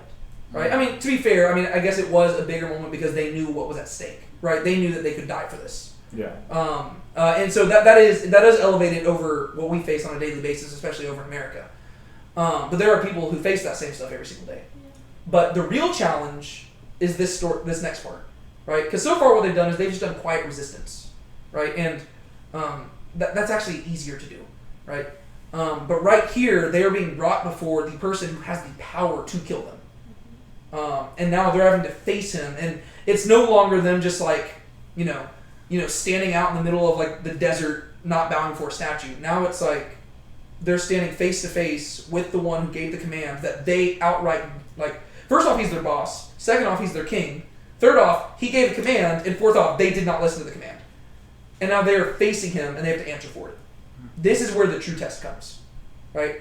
A lot of people can do the first thing, right? Oh yeah, I'm just not going to stand, like, and then we'll pat ourselves on the shoulder because we were so faithful. This is where you really see faithfulness, right? Where it's no longer quiet resistance. It's like outright, it's like, king, I can't do, like, whenever he's even, like, he's giving them a second chance. That's the thing. He's giving the appearance of graciousness, right? He's like, guys, you disobeyed me once. I won't let it happen again. And how they respond, like, they know where this is heading. Like, there's not, like, they either bow down or they are getting thrown in the furnace. Like, there's no going back at this point. So they're actively choosing death. So just keep that in mind. Is it true? He even calls them by their names. Shadrach, Meshach, Abednego. That you are not serving my gods and do not worship the golden image that I have set up? You'll notice it keeps repeating worship the gods and the golden image. That kind of implies what we already talked about, how it's more than just the statue, right? It's the whole religion. And in ancient cultures, religion was your culture, right? Like that's those two things are one and the same. And so he's like, is it really true that you are not worshiping the statue that I have caused to stand? You're not falling down before what I caused to stand? That's because you're not submitting to me, right? If you're not falling down before the thing I caused to stand, then you're not falling down before me. Now, if you are ready, at the time you hear the sound of the horn, flute, lyre, trigon, psaltery, and bagpipe, and all kinds of music, then you shall fall down and worship the image that I have made. You see how it keeps emphasizing, I caused to stand. I caused to make. The thing I made. Every single time the statue is brought up, it keeps emphasizing Nebuchadnezzar made it. Nebuchadnezzar made it. But they won't do that, right? Because it's something made by human hands. And so they refuse to bow down to that. Then he offered them warning. But if you do not worship, you will immediately be cast into the midst of a furnace of blazing fire. And what God is there who can save you out of my hands? On one hand, very proud statement to make. But at the same time, not unreasonable. Right? Because, I mean, think about it. You don't hear any other stories like this, right? It's like, it's not an everyday occurrence where, like, I don't know. I mean, like, honestly, even though God is powerful enough to save them, it's not like there's a promise in the Old Testament, like in the Torah, that says, hey, by the way, if you get thrown into a fiery furnace, I'll save you. Like, we know that he could do it, but he doesn't promise to do it. Yeah. And so Nebuchadnezzar's question here, it's reasonable. It's like, yeah, what God is there who can save you? I mean, we would just really push back at the word can. But, like, if you just change it to what God is there who will save you or would save you, we'd be like, it's a great question. Yeah, and the imagery of fire is also like that of like totally consumed and like no afterlife, like nothing. Like you're just like gone. Yes, you're gone, right? You're going to have no burial. You will not be gathered to your family. You're done. And there's also kind of the imagery of, it's like if you do not bow down, like if you do not join, like he's saying, you're going to join in the religious ceremony somehow, right? You can either bow down as a worshiper, or you can hop on the altar like a sacrifice. Which one do you want, right? Either way, you're going to participate, right? You can live and worship the God, or you can die, and it'll be my act of worship. You know, it's like that's kind of the options he's giving them. And they are going to choose. So is there anything else y'all want to add about those verses? Well, I think maybe I just add, not necessarily about that verse in particular, but just because we haven't mentioned it, I'm trying to think if there is any significance with just like the imagery of like, specifically like the image that he has made versus like just the whole like made in God's image, like how that will fit in here somewhere. Well, I think it does tie into it because there is the idea of like combating idols, right? Because the word for image, whenever it says that God made us in His image, it's the same word that it's elsewhere used to talk about an idol. Yeah. Right? And so like that's the whole reason. Like God doesn't want us to make images of Him because He's already made an image, right? And to think that He could be confined to like vessels of wood or stone is just ridiculous. It's like He's like, if you want to understand who I am, you've got to like basically look at every single human that's ever existed and realize that all of them point back to me somehow. It's like they need to be living, they need to be breathing, right? Like the living God cannot be confined to a metal statue. It's like if you even want to understand Him, you have to look at like living, breathing people who have like personalities and stuff. And so I think you do have that contrast, where it's like you've got this statue made by like an idol made by man, and then a metaphorical idol made by God. But obviously you don't worship. Like you don't worship Shadrach, Meshach, and Abednego, but like it is like a war of two gods. Right? You've got paganism, and then you've got Yahwism, right? Like the God of Israel. So I don't know if that kind of... Yeah, that makes sense, because like even in like 1 Samuel, you have the imagery of like idols battling each other as like gods battling each other. Like kind of like the ark in the statue of Dagon, where it's like the statue falls down, like literally falls down and worships before the ark, Yeah. and it's like the imagery of like Yahweh defeats Dagon. Yeah. Or Dagon, whatever. But like in this case, I guess it could be the same thing where it's like literally, like I'm trying to think where I was going with that. But basically, yeah, just like in the sense that like Shadrach, Meshach, and Abednego on multiple levels kind of represent God, like as being like representing like the nation in exile, but also it was representing in this case like his idol. So like it represents him. So it's like really God facing off against. Yeah. And like we know that the gold would melt in the furnace, and so we like when they don't melt, it is like literally also like victory over. What the beauty of that too is like the idea is like these statues made by human hands, they will be destroyed, but then you've got these other statues forged by God Himself, and when they're going through the fire, there's another man in there with them who preserves them. It's like the imagery is really cool to where it's like they are made into almost imperishable idols. Who will dwell in a temple forever, right? It's like there's like that combating imagery. Man, there was something else I was going to say about just the whole imagery you're going for there, but just as I'm not going to remember it.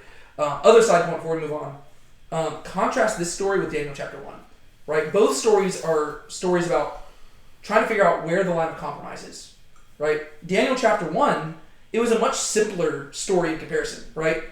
They saw something that it didn't directly violate their faith. It was more something where they wanted to preserve their identity, and therefore they were the ones who took the initiation to propose a form of compromise that allowed them to maintain their Jewish identity while living in exile, right? But then you get to this chapter, and compromise is no longer an option, right? And I just think that's interesting because this book is giving us a spectrum where we realize that there are certain hills to die on, and there's even certain places where it's not necessarily a hill to die on, but it's still a place where you don't want to compromise, right? Like, to where it's like it gives us the idea that it's like, not everything is persecution, right? I mean, this right here is going to be persecution. Daniel chapter 1 wasn't. Daniel chapter 1 was them just saying, we just want to set ourselves apart for God, right? And I think it's just important for us to realize that this is like our everyday human experience. Like this is what we have to wrestle through on a day-by-day basis, right? It's like, we're going to be faced by different situations like this, like, most of the things that we face in life are not going to ask our lives of us, right? Most of us are going to be experiencing Daniel chapter 1 moments on a daily basis. Some of us, who knows? I don't know what's going to happen tomorrow. We might face a Daniel chapter 3 situation where our life is on the line, and we're not guaranteed to come out of the furnace unscathed, right? But I don't know. Just keep that in mind that like Daniel has like both of these stories, and we have to figure out like how much can we compromise, how much can we not. Because, spoiler alert, we are, like Daniel and his friends, living in a culture that is not, pointing us towards God. And so we have to figure out how much can I compromise without sacrificing my faith, and where do I draw the line where compromise is literally no longer an option. And those aren't easy questions to answer. But keep that in mind. All right, anyways, moving on. Let's just read all the way through verse 23. Okay. Yeah. Shadrach, Meshach, and Abednego answered and said to the king, O Nebuchadnezzar, we do not need to respond to you with an answer concerning this matter. If it be so, our God whom we serve is able to save us from the furnace of blazing fire, and he will save us out of your hand, O king. But if not, let it be known to you, O king, that we are not going to serve your gods, and we will not worship the golden image that you have set up. Then Nebuchadnezzar was filled with wrath, and the image of his face changed towards Shadrach, Meshach, and Abednego. He answered and said to heat the furnace 7 times more than it was usually heated. And he said to certain mighty men of valor, who were in his mighty military host, to tie up Shadrach, Meshach, and Abednego, in order to cast them into the furnace of blazing fire. Then these men were tied up in their trousers, their coats, their caps, and their other clothes, and were cast into the midst of the furnace of blazing fire. For this reason, because the king's word was urgent, and the furnace had been heated to an extraordinary degree, the flame of the fire killed those men who carried up Shadrach, Meshach, and Abednego. But these 3 men, Shadrach, Meshach, and Abednego, fell into the midst of the blazing fire, still tied up. Ooh. Cliffhanger! Right. Okay, so what happens here? They answer and say, they just straight up say, we're not going to do it, but if our God can save us, he will. or something like that. Well, the interesting thing about that is they say our God can save us, but it's not guaranteed. Yeah, That's yeah. Verses real 17 and 18 are some of the coolest verses in the entire Bible. Like they're probably, other than some stuff in Daniel 7, they're probably my favorite verses in the book of Daniel. Like I love those verses. We'll get to that in a second though. Yeah. And so yeah, they resist, and then what ultimately happens? He ends up, he says, heat the furnace up 7 times more than what it usually is, and he sends some of his mighty men to go throw them in the furnace, and like the 3 men that go up there end up dying because of the heat. Yeah, yeah. It's so hot that the people literally, they die, which is crazy. It's wild. All right, so let's go through it. Shadrach, Meshach, and Abednego answered. It makes sense for them to answer because the king is talking to them, unlike the Chaldeans, whatever. Shadrach, Meshach, and Abednego answered and said to the king, "O Nebuchadnezzar, we do not need to respond to you with an answer concerning this matter." So what do they actually say? Like they don't even say we're not going to do it. Like how do they actually respond? This matter does not warrant a response from us. yeah, they're like it's almost like you can just imagine them looking and they're saying, we can't. Like, that what you're asking is impossible. Like, we're not even going to entertain you with an answer. Like, we're not even going to go out of our way to refuse you. Like, for a fact, like, we cannot do that.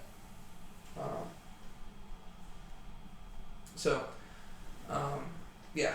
Nebuchadnezzar, we do not need to respond with an answer concerning this matter. Which in and of itself, there's probably application there too. The whole, answering a fool according to his folly. There's sometimes where it's like it's like, I don't know. I think this actually says a lot about their character, right? To where it's almost like they're saying, that we would never compromise. Like we wouldn't do that. Whereas some of us would probably need to respond because maybe people would doubt, right? You're like, it's like, I don't know. Like, because keep in mind what is at stake here. It is life or death, right? I've wondered sometimes, I'm like, man, if I was ever put in a situation where I would have to choose life or death, I pray I would choose death. But I don't know. I've never been in that situation, Like, I hope I would. But, like, these guys, they're so confident in their faith, they're saying, we're picking the furnace. It's like, whoa, like, that's crazy. Like, which it tells us right off the bat that, like, it seems to suggest that, maybe Nebuchadnezzar was well acquainted enough with them to know of their devotion already. Mm-hmm. Or at the very least, they're saying we don't need to defend ourselves to you. But I don't know. I find just that response encouraging, to where it's like, there's not even like an out, they don't even flinch for a second. Yeah, I guess like the way I read it was very, very similar. Just kind of like not really having to like, basically just saying like, we're not going to show you by talking. We're just going to like it almost kind of made me think of like Judges for a second with like let Baal contend for himself. Them almost saying like let God contend for himself. Like we're not going to sit here and like explain how our God can save us. Like he can, and so like if he will, he will. Basically saying like we're going to show by like action versus words. Well, yeah, especially if you keep in mind what the last question was. What God is there who can save you out of my hands? Nebuchadnezzar, we do not need to respond to you with an answer concerning this. It's like, we could tell you the answer, but how about you just throw us in the fire and we'll find out. Yeah. It's like, just let's do it. Gosh, every time you say something, there's something I'm wanting to reply to and I keep forgetting it. Yeah, especially with like again, that's probably not at all like a reference here, but like I just made me think of the Baal thing, just because, and even that's like an example of like the Baal statue being destroyed, and they're like, save the Baal statue, and he's like, well, if Baal's powerful enough, he'll save him, he'll save himself. So the same thing here, like, and like the statue of Yahweh. Yeah, I think what it was is that you said it made me think of something, and it made me think of another story, and I was hoping you were heading that direction, but now I don't know what story it was. Oh no. It's fine. Nebuchadnezzar, we do not need to respond to you. I don't know. I just think it's cool how they just don't even flinch. They're just like, we're not going to tolerate. Like, we're not going to give you a response. And I guess it's also like a parallel to Jesus too, like just him being like a lamb who was silent before the. Yeah, he doesn't feel the need to just what's going to happen is going to happen. And then they say, if it be so. Again, verses 17 and 18. Mwah. If it be so, our God, whom we serve, is able... Oh, sorry. I just remembered it. I was actually, I think, from this story itself. Whenever Nebuchadnezzar talks to everybody so far in this chapter, the moment he asks them to do something, they immediately respond. And now Nebuchadnezzar explicitly asks them a question, and they say, we're not even going to respond to that. Like, that's what it was. It was like, I thought that's what you were going to bring up. I thought you were going to highlight how, like, earlier in this chapter, like, the emphasis has been, Nebuchadnezzar speaks, you do what he says.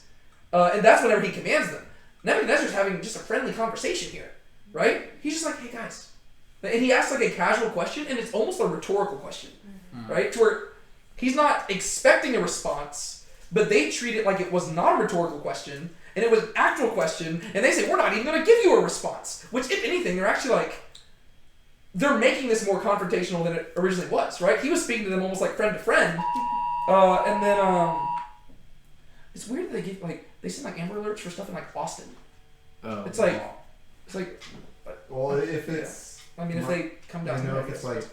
If it's been a certain time and they're traveling at a certain speed, they can predict that, okay, they're within a certain radius and we're probably within... Whatever. But with Texas being so big, it's like the likelihood of you... I don't know. Anyways. In a weird way, the way they're responding, which maybe that's what you're about to say, it almost like does kind of flip the power dynamic a little bit, to where like Nebuchadnezzar's trying to be on top and being like commanding, but like the way they're responding, like in a way they're kind of flipping the script on him a bit. Well, yeah, because he's over here like, guys, this is a misunderstanding. It's fine. Like it's almost like he doesn't realize that the power has been stripped from him yet. He's like, guys, I don't want to have to kill you. Just bow before it. I'll throw you in the fire. Trust me, it's a hot fire. No God can save you.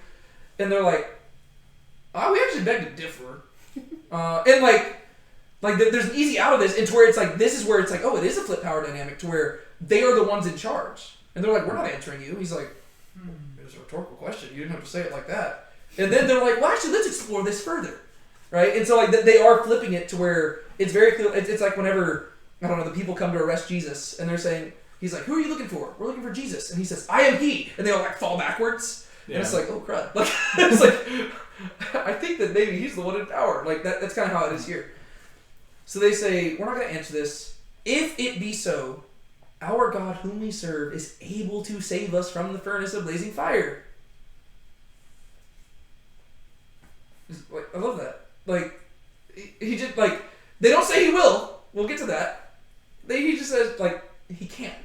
Right? Why do you think that they say that? What would give them reason to believe that?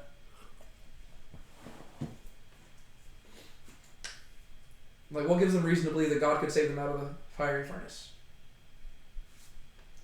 Is it so that God could prove his faithfulness or something like that? I'm not saying, like I'm saying, why do they think that he could? Oh, why do they think that? Right? Nebuchadnezzar doesn't seem to think that's possible. I guess because of what they've read growing up or what they've heard. Yeah. I mean, it's like, just because they read the Bible. Like, it's like, I wasn't looking for a more complicated answer. It's just like, they know their people's history. Yeah. Right? Like, this is why it always annoys me, like, the whole story of, like, Jesus, like, calming the storm. Yeah. Like, I always get so annoyed because everybody's like, well, the main message of this story is that Jesus can calm the storms in your life. I'm like, well, no, duh. It's like, well, yeah, of course he can. Like, Genesis chapter 1, verse 1, in the beginning, God created the heavens and the earth. Like, of course he can do that. Like, I know he can calm the storms in my life. Like, that's not the point of the story. The point of the story is, like, the disciples are like, oh my gosh, is Jesus God? Like, that's the point of the story. But, yeah, the reason why they're so confident is because they know who their God is. It's like, well, yeah, maybe, like, your puny gods of Babylon couldn't do that, but, like, our God created everything. Like our God created fire. Like, and also keep in mind, this is going to be relevant to a little bit in the story. Have we ever heard about something being in fire and not being consumed in the Bible? A bush. A bush, right? And that bush immediately preceded God delivering his people out of bondage, almost like a metaphorical Babylon, right? He led them out of Babylon to freedom, right? And so we do have a story of there being a bush that was on fire, not being consumed. Keep that in mind because it's going to be relevant later on in the story. But they're like, yeah, I mean, if God can save a bush from being consumed by fire, like, hypothetically, like, he could probably save us. You know, it's like using the logic of Jesus. Like, if God cares for, like, the birds of the field, I mean, the flowers of the field and the birds of the air, yeah, he cares for you. So it's like, yeah, if God can spare a bush, he can probably spare us. So the logic makes sense. If it be so, our God, whom we serve, is able to save us from the furnace of blazing fire, and he will save us out of your hand, O king. So that's not even a hypothetical. They're confident about that one. What are they saying there? Especially given what they say afterwards. Because they say, but if not. But they seem pretty confident that, like, they're going to be saved. Do they mean like in a different sense than just the fire? I don't know. What do you think? I think they do.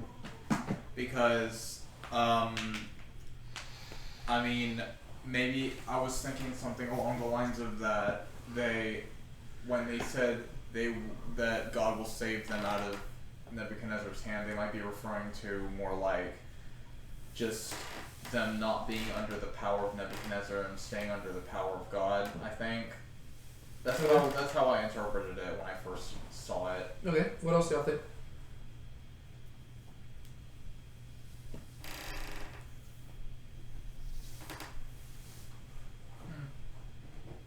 I don't have an absolute answer here. I think it could just be, on one hand, it could be their confidence that, you know, that, like, they realize that the greater threat is not actually the fire of the furnace, but the almost empirical force and pride of Nebuchadnezzar, right? Yeah. So they're like, we don't, like, he might save us from that, but we know he will save us from you. And there is a possibility that maybe the us here is speaking more broadly about all the Jewish people. But there is also a way to interpret this, and I wouldn't say this in other Old Testament books, but there is a way to interpret this where maybe it's talking about like the afterlife. Like in the sense of like he will save us, like even if we die, we'll be with him. Just because Daniel is one of the few Old Testament books which does explicitly talk about an afterlife. Whereas I don't think we really notice that much, but like the New Testament talks about afterlife a lot. Old Testament really doesn't focus on it. Like the Old Testament references like Sheol, but Sheol is just like, it's like the general like word for like the grave, and like it's like the realm of the dead.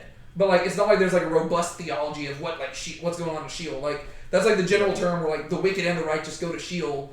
Like it just seems like Jewish people weren't in general that concerned with like the afterlife, until you get to like New Testament time. But so I think it's possible that it's hinting at that, but I'm not going to be definitive there. Yeah. Well, it's like the whole kind of like, and was it in Hebrew? No, I don't remember where it's at. But it's the whole like fear not who can destroy the body, but fear the one who can destroy the body and soul. Yeah, it was in the Gospels. Yeah. Yeah, where Jesus says that. Yeah, it's like don't fear the one who can kill the body, but fear the one who can, you know, kill the body and the soul and cast it into hell. Like so, it could be that this is hinting at something like that. I don't know. I think there's different ways to interpret it, but I wouldn't put it beyond it. But verse 18 is where it really shines, right? So they're like, if it be so, our God, he can save us and he will save us, but if not, let it be known to you, O king, that we are not going to serve your gods, and we will not worship the golden image that you have set up. Like, boom, mic drop, amazing moment right there. And again, flips the power dynamic. Yep. Because here Nebuchadnezzar thinks that he's offering them a favor, right? He could have thrown them into the furnace immediately, but he's like, guys, I like y'all. Don't make me do this. Like, just like, so they're defying him a second time, but this time it's not quietly, it's to his face. And they use this moment to testify about their God. Yep. But it's not in like a showboaty way, right? It's not like how a lot of Christians would handle this nowadays. It's like, oh, look at me being persecuted for righteousness. I can't believe you're doing this. But because I'm faithful, I will like, they would make it about themselves. That's how a lot of Christians behave nowadays. They're not. Like, they're over here like, you know what? We might die. Like, it's like, we don't, like, God could save us. He could also not save us. It could honestly go either way. But either way, we're not serving your other gods. Like, they don't make it about them at all. They make it all about God and their commitment to him. Right? So it's not at all about like, oh, look at us righteous sufferers. It's literally just, I don't know. God can do it either way. He's got the power. Honestly, don't know what he's going to do. Throw us in the fire. Guess we'll find out. But like, it's all just about giving God the glory. And they're saying, we can't compromise here. Because it would be a failure to accomplish what God has commanded us to do. And so I love that verse because once again, they're saying that they will stay devoted to God even if it costs them everything, and even if he abandons them to die in the fire, even though they were doing it for him. And even though hypothetically they didn't even have to, right? Hypothetically, you could argue that they could have bowed down before the statue and just prayed to God and said, we don't mean it. and it would have been fine. They chose to draw the line because they knew that, no, our job is to be a light to the nations. And so they did this not for themselves, but for everybody else. And then they're saying, you know what? Maybe we won't be rewarded for that. Maybe our reward will be death. But we have no regrets. And that's cool. That's us hypothetically saying, you know what? I pray I go to heaven, but even if not, I'm going to worship Jesus all my days. It's that's that mentality. I love it, and I don't know. That's why verses 17 and 18, some of my favorite verses in Daniel. Keep it in mind, because maybe if we have time at the end, we'll talk about. We're just going to go over time. I don't care. We'll talk about some application. Paul's like, all right, let's buckle in. All right. Then Nebuchadnezzar was filled with wrath, and I think we can safely say that now the wrath is definitely aimed at them. Right? He's like, I was trying to be nice. And, okay. So Nebuchadnezzar was filled with wrath, and the image of his face changed towards Shadrach, Meshach, and Abednego.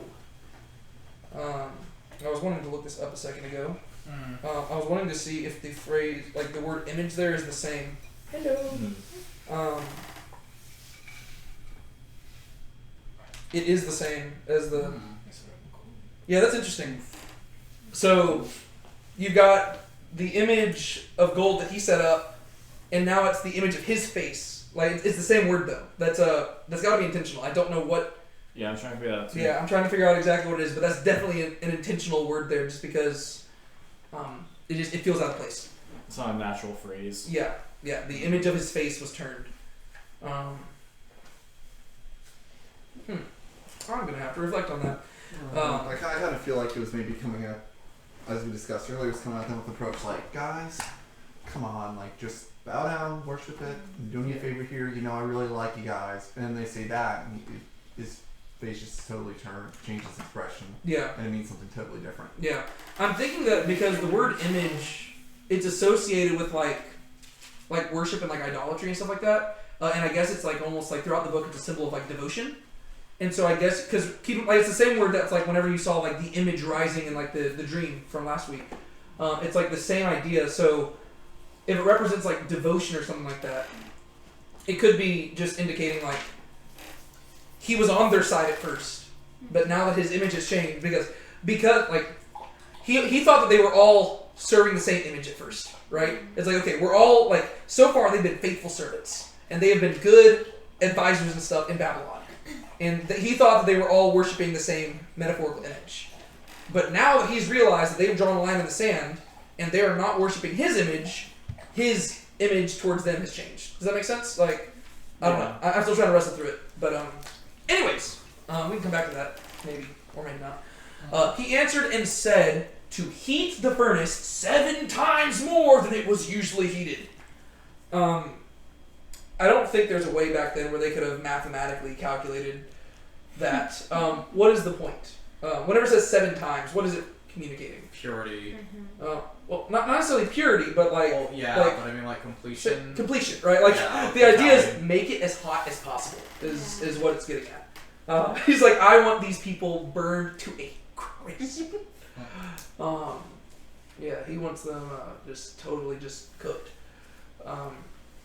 So he answered, said, to heat the furnace 7 times more than it is usually heated. So the mercy is gone now. I guess, if anything, he's being merciful on how quickly they're going to die.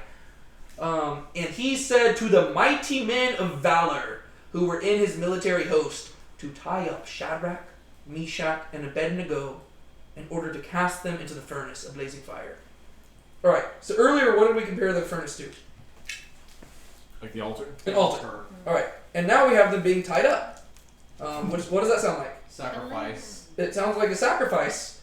Is there any other story we read about in the Bible where we have a human being bound and put onto an altar?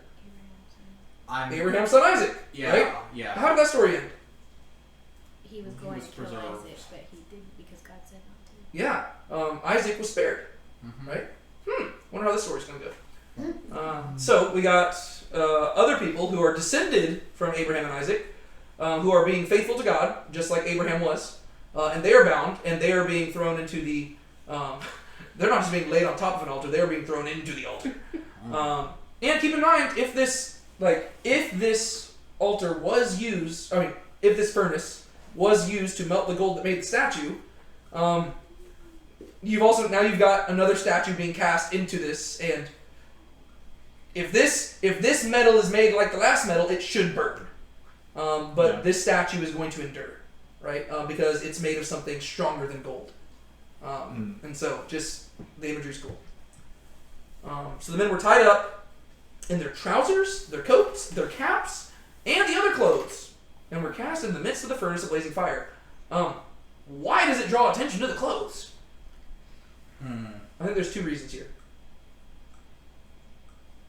Is it to kind of show the comparison that we later on see that the other men burned, but then they're still okay? So there's that element, because we're going to see whenever they come out of the furnace, like their clothes are still intact. No, So maybe- that's a big thing. Maybe Nebuchadnezzar wants to show, okay, this is everything, what they're wearing is representative of Jewish culture.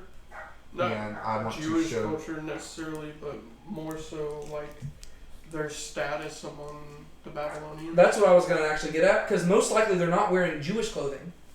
They are probably wearing clothing, like this was one of the things I was going to highlight, they're probably wearing clothing that was given to them by Babylon. And so all of these garments, they represent their status, right? And so, ironic, like I think there's this irony here, because they are being thrown into the furnace wearing this stuff, and as we're going to see, they're going to come out of the furnace still wearing those clothes.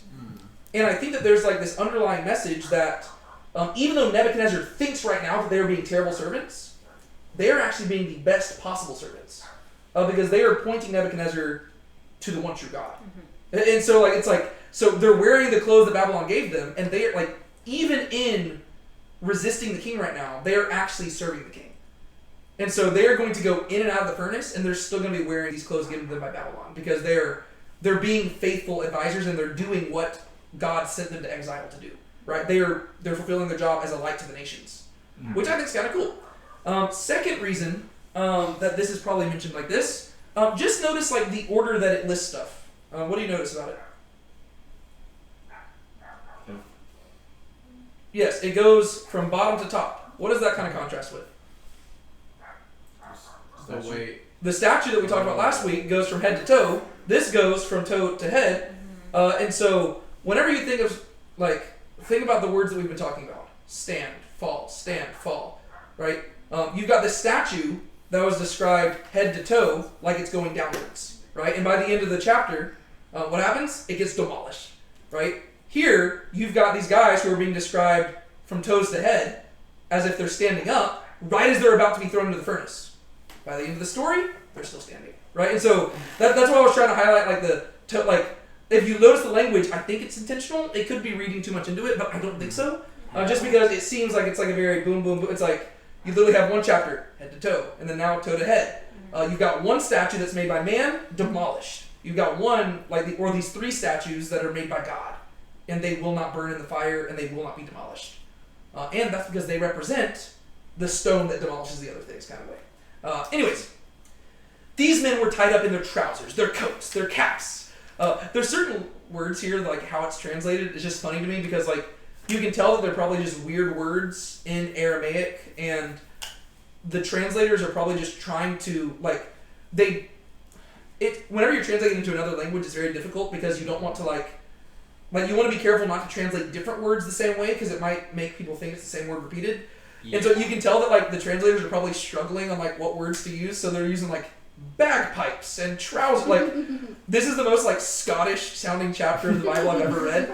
But it's literally just because I think they're running short. Like, they don't want to just use the word pants because there's probably another word for pants or something, like, somewhere else in the Bible. For streams of water. Yeah. A different type of pants there. But, okay, verse 22.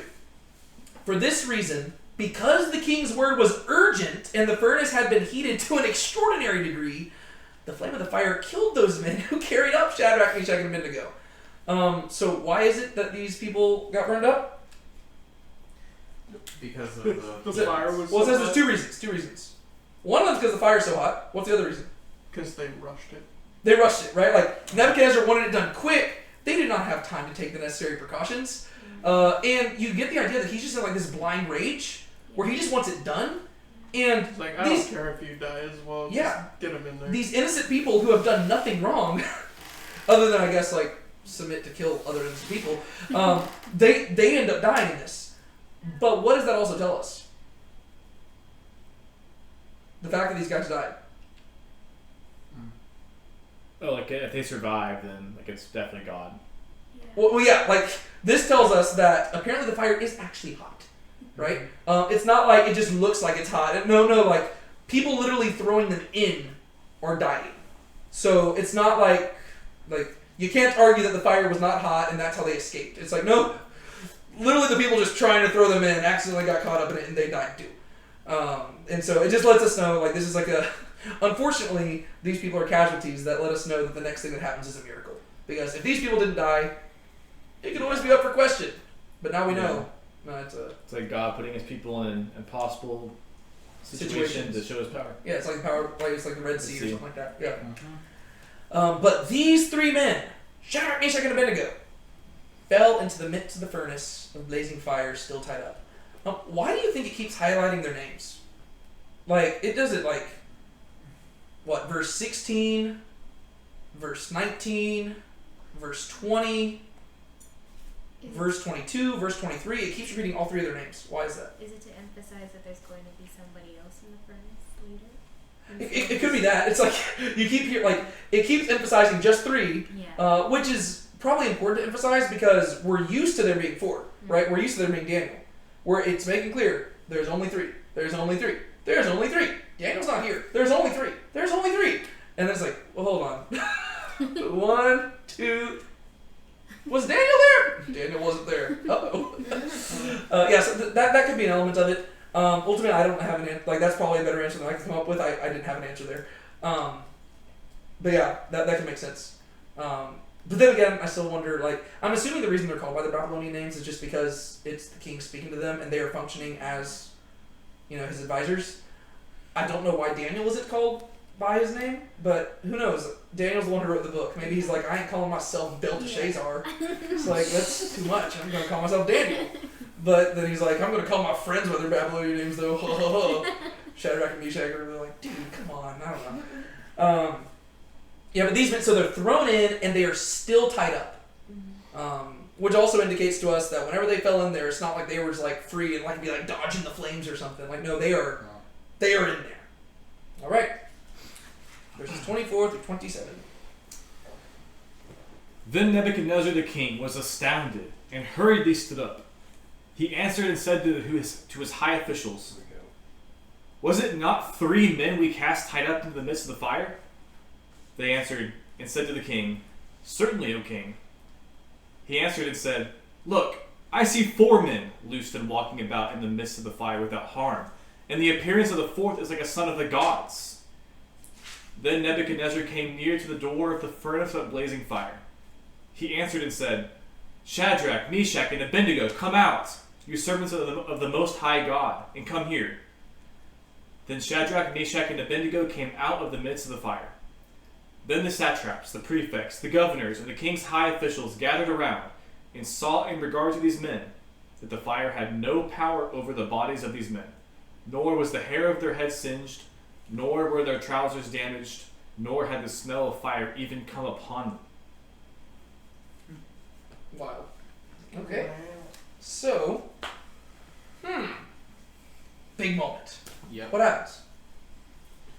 Summary. They go in the fire, they are not burned, they come out of the fire.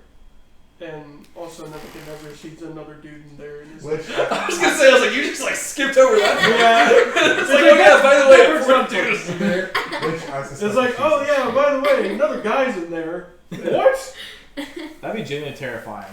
Yeah. Yeah. Yeah. It was just like, wait, we didn't even count, did we? And then a dude that looks like the son of God is in there. 3, Yeah. And it's 4. like, No, it would be genuine. Like, I mean, we don't usually think about this because I think we've heard the story since we were kids. Yeah. This could be in like a horror movie, Oh. Yeah. right? I mean, literally, people are being consumed by the fire, just throwing people in. You throw 3 guys in there, and they should be dead, but instead they're standing, and then you look and you're like, "There's a 4th person." It's like, "Hey, Nebuchadnezzar," or I guess Nebuchadnezzar was talking. It's like, why is there a 4th? Like that's genuinely terrifying. It's like, how did he get there? Who is he? And then the thing is, he doesn't come out with them, right? It's like, where did the fourth guy go? Like, Foreshadowing for Drake? Matthew. yeah. Where'd the fourth guy go? That's funny.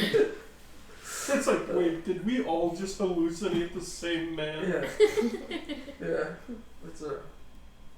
Yeah. So Nebuchadnezzar the king was astounded. Again, notice who is the focus of the story.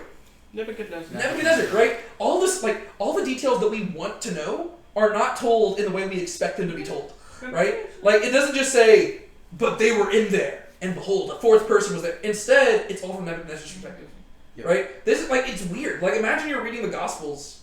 I mean, actually, it is kind of like, it's, I think of like John chapter 2, whenever it's like, Jesus is at the wedding in Cana, and it's like, he's like, hey, just fill up the pots with water. And they're like, okay, cool. And he's like, oh, go give some to the banquet master. And then it simply says, and whenever the guy drank the water, which had become wine, he was astounded. It's like, wait, what? It's like it just mentioned so casually, oh, by the way, the water was wine now. And like what we want is we want to know how it happened, right? We're like, I want to see the moment where like somebody's looking and they're like, and behold, the water began to transform into wine as he carried it to the banquet. Like, that's what we want. But instead it's just so casual. Whereas, like, here, we don't read, like, it doesn't say, and they erected the statue, but Shadrach, Meshach, and Abednego would not bow. Instead, it just says, they told everybody to bow, and some Chaldeans came, and they said, hey, Nebuchadnezzar, those guys aren't bowing. So you're hearing about all of it through dialogue. Which is interesting, because, again, the focus is not on the guys, it's on their effect that they have on the king. So Nebuchadnezzar the king was astounded, and he hurriedly stood up. Hey, look, now he's the one standing, right? And ironically, he's standing because of what he sees them doing. Yeah. He answered and said to his high officials, there's that, I'm beginning to think maybe answered and said is just like how Aramaic, like, that's how they Maybe. like write. Like, Maybe it's, it is. yeah. Even though he is responding to the situation, so. He answered and said to his high officials, was it not 3 men we cast tied up into the midst of the fire? And they're like, huh? They answered and said to the king, certainly, O king. I wonder if I just thought of something that I've never actually considered. Well, I'll talk about it in a second. He answered and said, look, I see 4 men loosed and walking about in the midst of the fire without harm, and the appearance of the fourth is like a son of the gods. Probably Jesus. What I've never considered, is Nebuchadnezzar the only person seeing him? I think so. In my, like, I've just always assumed that everybody saw him. Yeah. I guess it doesn't really clarify. Well, but the thing is, because it says Nebuchadnezzar stands up and asks them, right? I- It doesn't seem to indicate that they knew. Like, they're just like, yeah. Yeah. It's almost like they're confused. They're like, we threw 3 in. And it doesn't say that they respond. That actually would make sense to me. Yeah. Because the whole, like, these chapters is really God chasing after Nebuchadnezzar. Yeah. Mm-hmm. That's interesting. I've never thought about that before. Because, like, I it's think like, that look, I see. Like, he's telling them, but we don't see their response, so we can't know Right. for certain. But at the very least, he sees something. Look, I see 4 men loosed and walking about in the midst of the fire without harm. And the appearance of the fourth is like a son of the gods. So what does he actually see? an angel. Or Something like that. Some divine. Yeah, so let me ask, like, obviously, if you're a Christian, you probably have an answer for this. It doesn't explicitly say it. Who do we probably think it is? Jesus. Jesus. But I'm going to push back real quick. Yeah. Spoiler alert, I think that's correct. But I don't want to just say that because I'm a Christian, Yeah. right? Right. Do we have any biblical reason to think this is Jesus? You can't simply say it's because it says a son of the gods, because first off, the Jewish people did not necessarily know the Messiah was going to be the son of God. Right. Also, Nebuchadnezzar would certainly not know that. And thirdly, the term son of the gods could simply refer to Anything. like a spirit. It's just any spiritual being in the Bible, right? Like whenever you read Genesis 6, it says that the sons of God came and mated with the daughters of men. Right. It's not saying that Jesus mated with women, right? Yeah. And so, I'm just going to challenge you. What reason would we have to think that it's actually Jesus? The only reason I can think of is that it specifically says men. Because if it was an angel, wouldn't they also, like...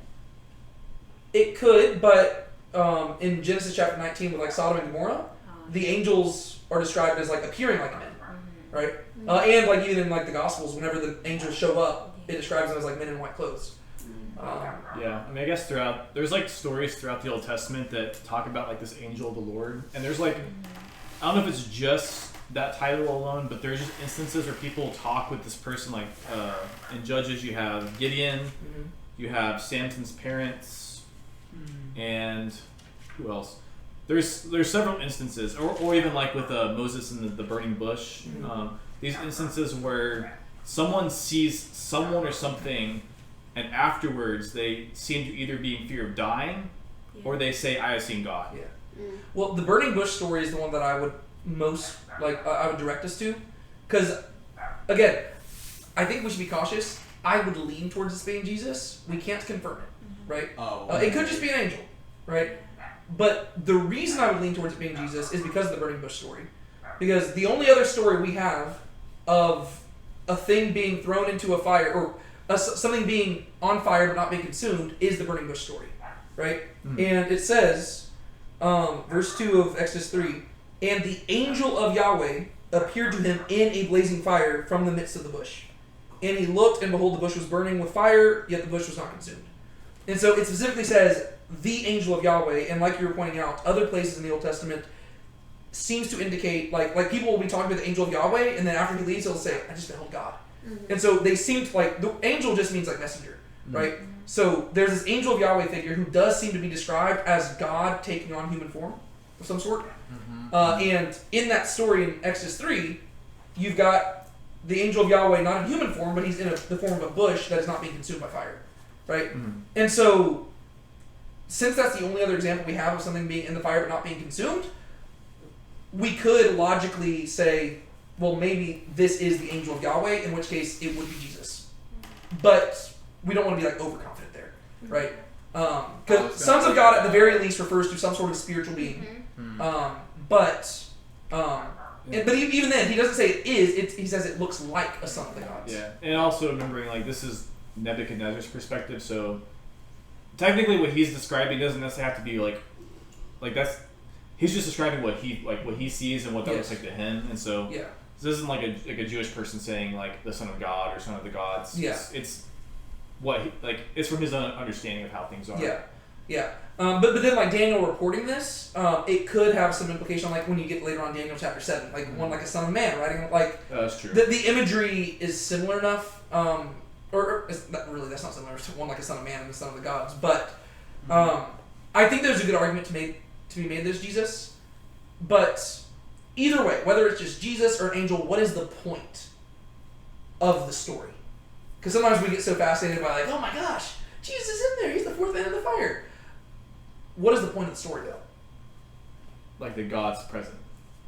Yeah. God is there. Well, yeah, because at the very least, whether this is Jesus, whether it's an angel, whether it's just some random apparition that Nebuchadnezzar is seeing in his head, the whole point is that these three men are not alone in the furnace, right? Even though Nebuchadnezzar only threw three men in there, which there's somebody else there, right? Whether it's an angel, whether it's God himself, whether it's just an apparition to communicate to Nebuchadnezzar, we can't say certainly.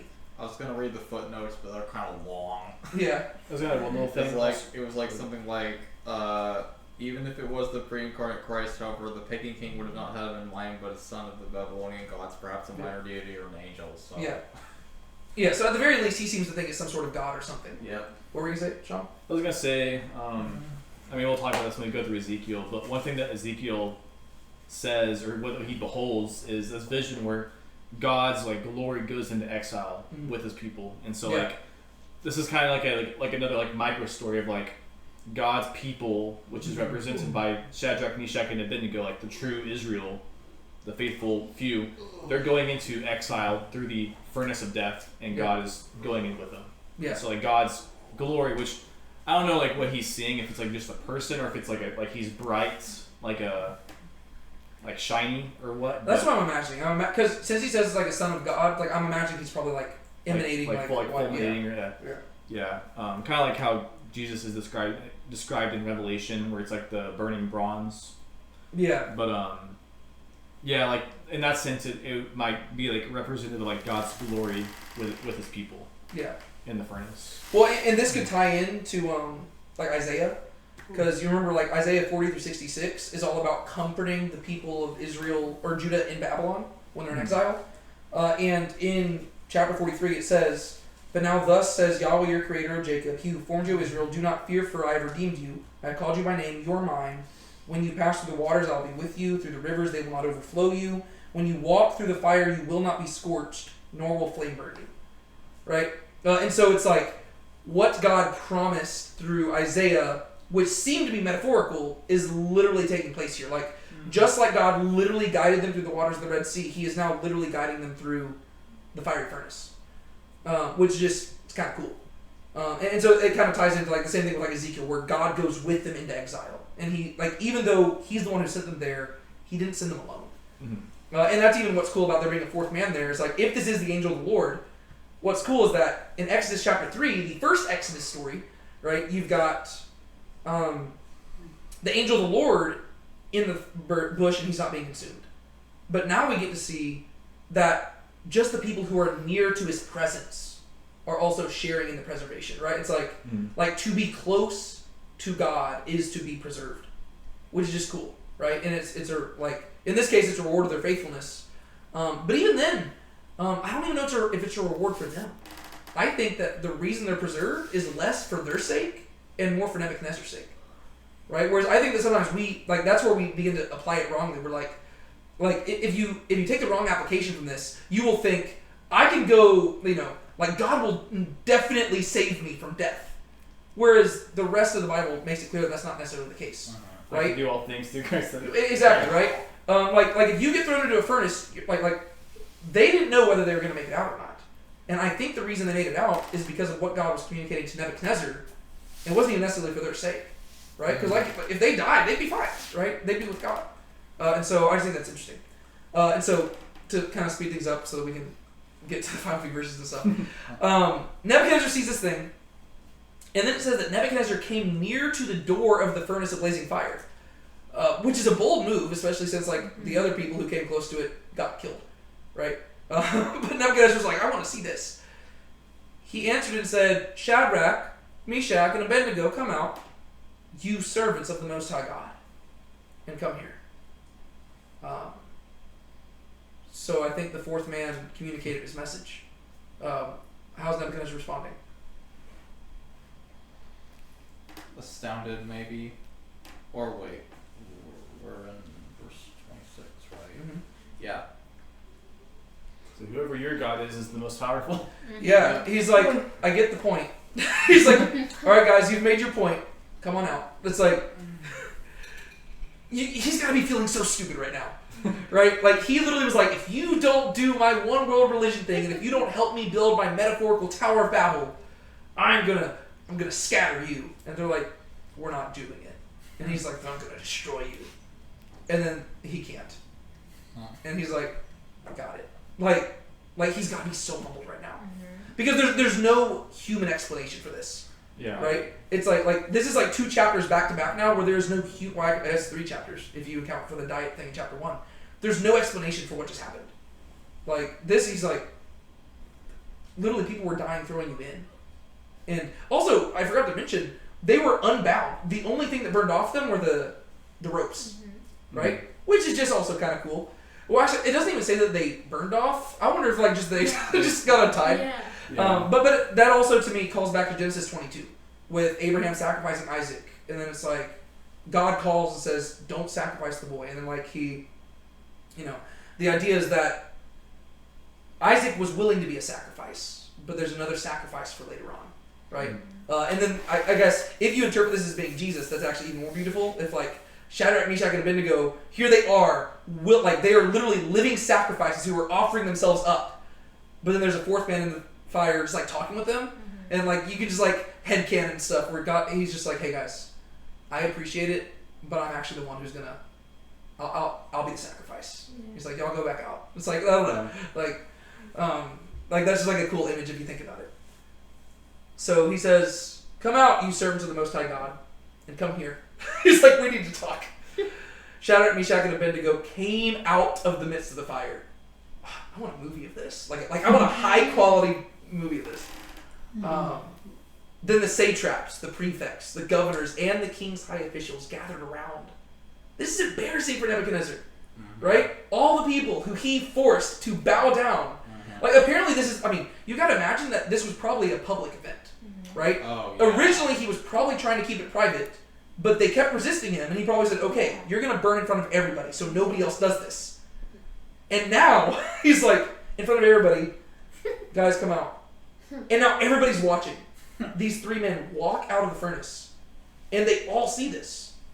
And in regard to these men, that there was no fire, or that the fire had no power over the bodies of these men, nor was the hair of their head singed, nor were their trousers damaged, nor had the smell of fire even come upon them. It's like all the senses are like involved there, right? It's like just nothing is being touched. They don't even smell like fire, which is like Unreal. no, yeah, it's like that's crazy. I mean, Brienne came home from T-Bone Tom's yesterday. She didn't even eat barbecue, but I was like, you smell like barbecue, right? That's just like being near barbecue stuff. These people were supposed to become barbecue, right? They were in the midst of the fire, and they come out, they don't even smell like smoke. It's like this is, it's mind-blowing, right? It's like there's no human explanation to this. And it's like, it calls back to the story of Exodus, where it's like, this is an undeniable act of God. Yeah. And this is where, I mean, what was the purpose, like, what was one of the purposes of the Exodus? Right? Oftentimes we just think it was so that God could set his people free, but That's what I was he could have just done that, like, with a snap of his fingers, right? He could have just been like, hey guys, you're free now. Like, there's a phrase that he repeats several times. Oh, there's actually a few phrases that he repeats. One of them is, let my people go so they may serve me in the wilderness. That's one of them, which is arguably what Shadrach, Meshach, and Abednego are doing right now. They're worshiping God in the wilderness. But there's a second phrase that is repeated several times, specifically in regards to both the Egyptians and the Israelites. What does God say the purpose of the Exodus is? He says, then you blank, blank, blank, blank, blank. Then you will know that I am God. Yes, then you will know that I am Yahweh your God, right? I would argue that's another thing that God's doing here, right? It's literally, it's the same story again, right? Replace Egypt with Babylon, replace Pharaoh with Nebuchadnezzar. You've got one purpose is that God is teaching them how to serve him in the wilderness, right? They're in Babylon, they're serving him, but he's also communicating, I am Yahweh, right? Like, this is where he's flexing his muscles and he's showing them, you know, Nebuchadnezzar's like, what God could save you? And Yahweh's like, I can. Or in the previous chapter, no human can understand these things. It would have to come from God. And Yahweh's like, okay, then I will get the... Like, he's flexing. And he's literally just like, I am who I am, basically. And so that's just like the continuous thing. Yeah. You would think the story ends there, but there's 3 more verses. And I want you to notice who is the one responding. Go for it, Sean. Nebuchadnezzar answered and said, Blessed be the God of Shadrach, Meshach, and Abednego, who has sent his angel and saved his servants who put their trust in him, violating the king's word, and gave up their bodies so as to not serve, and not to worship any god except their own God. Therefore I make a decree that any people, nation, or tongue that says anything offensive against the God of Shadrach, Meshach, and Abednego shall be torn limb from limb and their houses reduced to a rubbish heap, inasmuch as there is no other God who is able to deliver in this way. Then the king caused Shadrach, Meshach, and Abednego to succeed in the province of Babylon. There goes Nebuchadnezzar threatening people again. But yeah, the funny thing about this is he says, okay, I know that their God can save them, but I'm also pretty confident that nobody else's God can, so you better listen. Okay, so what's the happy ending to this story? Nebuchadnezzar finally submits to God, I think, because he says, I blessed wouldn't be. say really, because I don't think God would say, okay, I'm going to kill everybody who doesn't worship me. So Right. I would say that Nebuchadnezzar does not explicitly submit to God. That is coming, though, in the story. Okay. But what does he do? Because there is a happy ending here. He kind of protects and gives them favor. Yeah, he allows them to worship how they want to worship. Oh, I see. Right? Yeah. So the chapter began with him saying, like, his whole thing was, we're going to create one religion, one culture, no other things. And then these Jewish guys are like, hey, we worship this one God, and we can't budge on that. And they were willing to die for it, and they survived. And so Nebuchadnezzar realizes, okay, we will allow 2 religions. We can have this, and then if anybody even tries to stop them, you're dead. keep in mind that at this point in the story, Jerusalem has not fallen yet. This is really, like, this is, again, you see how, what you were talking about with God going with them into exile? This is God going with them to prepare a way so that they can survive in exile, right? To where he's paving the way so that whenever the Jews arrive in exile, they don't have to give up their identity, right? To where you've got these three guys who offer themselves up, like in many ways like Jesus, right? One man dying for the sake of the many, right? In their case, they did not have to die. Or I guess you could say they had a metaphorical resurrection. They went in through death and came out alive. And they do this so that the many might survive. So that it's not the entire Jewish populace being thrown into the fire. It's these three guys who are now in a position of power so that whenever the rest of Jerusalem, like whenever Jerusalem falls and everybody's brought captive, now they actually have the freedom to worship God. So that's really cool. It's like that's a really nice happy ending. It's not going to be long lasting and stuff. We're going to see that later on, but it is going to last for a pretty long time. So let's walk through it. Nebuchadnezzar answered and said. Let me just start with that real quick. Once again, we see that the focus is on Nebuchadnezzar, and it's been like that the whole story, right? Even though this is called the story of like Shadrach, Meshach, and Abednego, it really isn't. It's the story of Nebuchadnezzar experiencing the faith of Shadrach, Meshach, and Abednego. What does that tell us about the point of the story and maybe how we often misinterpret it? Whenever people hear this, let me ask this. When people hear this story, what do they typically take out of it? That God is always with you. Yeah. There's another in the fire, right? There's another in the fire. Like a fourth in the fire, yeah. Yeah. Is that how the... Or I'm thinking of a different song, right? I Yeah. think Yeah. they want my No, I'm thinking that's another song. There's another one that's called "There's Another in the Fire." Da-na-na-na. I don't know. There's a lot of songs about it. Okay, that's what I'm getting at. The main message people take out of it is the same message that people take out of like the Jesus can calm your storm stuff. Yo. Right? It's just God is with you and He'll take care of you. Which is that's a pet peeve of mine because it's like, well, yes, I know. Like, I don't want to downplay it because that's a beautiful truth. But it annoys me that every single Bible story is reduced to just that. Because what it does is it just reduces our faith to simply a self-serving thing where it's just, I just have to just trust that God will take care of me and I'll be good to go. And then we shouldn't be surprised whenever people aren't out there living for God. It's like, well, yeah, no duh, you're not demanding anything of them. This is not, like, that is a side point to the story. What is the actual message of the story? To show who God is, right? To show who God is and to show that we should have faith like this and that faith can be ground shaking. Well, yeah, literally it's changing an empire right here, right? So it's not simply about how God protects them, it's about how their faith affects the people around them and gives God an opportunity to display His glory, right? That's what the story's about, right? That's why it's not told from Shadrach, Meshach, and Abednego's perspective, it's told from Nebuchadnezzar's perspective, right? He started off the chapter trying to create a one-man religion focused on him and his power, and he was going to kill anybody who would not obey. He ends the chapter blessing the God of Israel and protecting the people who worship him. And it's all because three guys were willing to be faithful. Kind of reminds me a little bit of Balaam, son of Beor, a little bit. Kind of.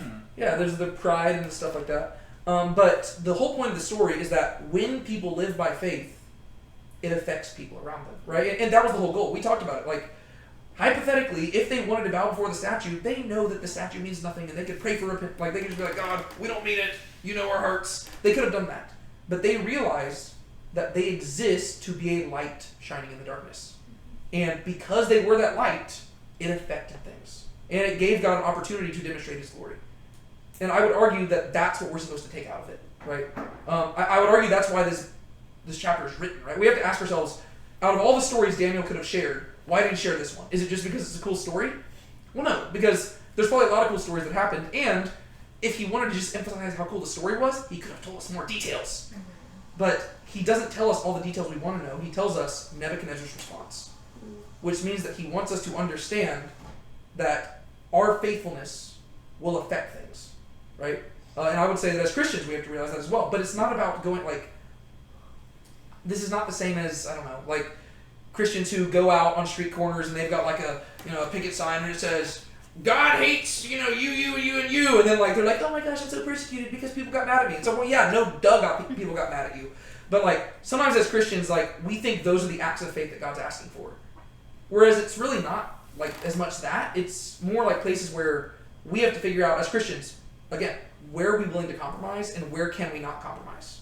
Right? Because the whole story here, Nebuchadnezzar is trying to create, I talked about like the whole Pavlovian like response thing, where it's like, he's trying to teach them, when I say X, you do Y, right? When I play music, you bow down. When I do this, you do this. Our culture does the same thing, right? You won't be aware of it because it'll just be subtle things, right? But this is every culture, right? You know, like people say, you know, everybody's going to be a disciple of something, right?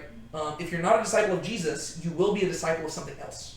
And it won't be Jesus, right? It will be just the culture around you. It shapes you and it teaches you things, right? Mm-hmm. Everything, like the world around you, like it's teaching you something. It's literally indoctrinating you. It's putting things in you. And if we're not careful, and if we're not being mindful about things like Shadrach, Meshach, and Abednego, Daniel and stuff, we will just look like the culture around us, right? And we'll just settle for like just basic obedience, like. Or we'll do what a lot of Christians do. Okay, well, as long as I went to church on Sundays and Wednesdays, I'm good to go. And as long as I went to Bible study on Tuesday nights, I'm good to go. And as long as I read my Bible every morning and prayed every night, I'm good to go. Like, none of that requires faithfulness. That's just like habit, right? And all because you're doing those things doesn't mean you look more like Jesus, right? Mm-hmm. The question is, whenever people look at you on a day-to-day basis, do they know that you are set apart and living for God? And you can't say, well, yeah, I wear my cross necklace. Okay, that's not that's not what this is, right? It's something where the way that you conduct yourself is in a manner that very clearly gives the credit to God and not to you. And it's not about drawing all the eyes to you. It's literally about being a light shining in the darkness and being part of the solution to the world's problems. And that's what they did, and that's what the message of the chapter is. There's a lot of applications for that, but I've talked a lot, and so I just want to get all that out, turn it to y'all. We haven't even really analyzed all the verses there, but what do y'all have to say about anything, if you want to add something? No one can serve two masters, like what we were talking about. It's true. Well, I think that's the challenging part about the book of Daniel, is because we know from Jesus that nobody can serve two masters, but there are times where we are forced, honestly, our life is us straddling the line of like facing the reality of the fact that there are worldly masters that God has put over us, and we have to serve them, but we have to serve God first. You know, like to where it's like to where that's the hard thing, right? It's easy to say nobody can serve two masters, and we know that's true. But there is a way where we serve God by serving the people around us. And those people aren't always going to be the godliest, right? We're going to be serving Nebuchadnezzar's, or like in the New Testament times, like Nero, right? You're going to be serving them. How do you serve them while being godly? Right? Like, that's where it's like you have to figure out, like, I know I don't serve two masters, but God put this master above me, and this master is not godly. And so I have to figure out how to serve God while serving him. And ultimately, I'm just serving one master. I'm serving God, but this person's trying to get me to serve a separate master. You know, like it's not an easy, there's not like an easy answer. And literally every, like, I don't know, how that looks practically might look different for different people, right? But I don't know. The book of Daniel is just challenging to me in that regard. Like it's calling us to a life of like nuance and just being like thoughtful about our approach to life.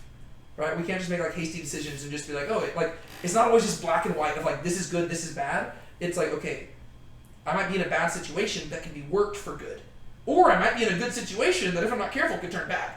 It's like I need to figure out like how do I enter into a bad situation and stay faithful to God, and maybe point people towards Him through it. And so, yeah. Anything else y'all want to add?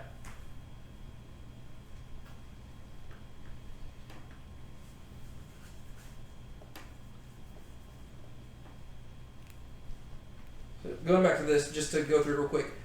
He says, "Blessed be the God of Shadrach, Meshach, and Abednego." Right? So he doesn't call him Yahweh or anything like that, but he knows it's their God. He knows that God sent his angel, right? So that would be the angel of the Lord, right? And he saved his servants who put their trust in him, violating the king's word. So he admits that they expressed their devotion to God over him, and he actually praises God for it. which is remarkable. Like, coming from a king, it's like, whoa, like, this is awesome. And they gave up their bodies so as not to serve and not to worship any god except their own God. So he's being very complimentary of them here. Even though they rejected him, he cannot help but be like, I can't say I'm not impressed. Like, you came out alive, right? Like, if they had died, this easily could have just, it would have been nothing, right? This would not be a remarkable story. But they survived. Mm-hmm.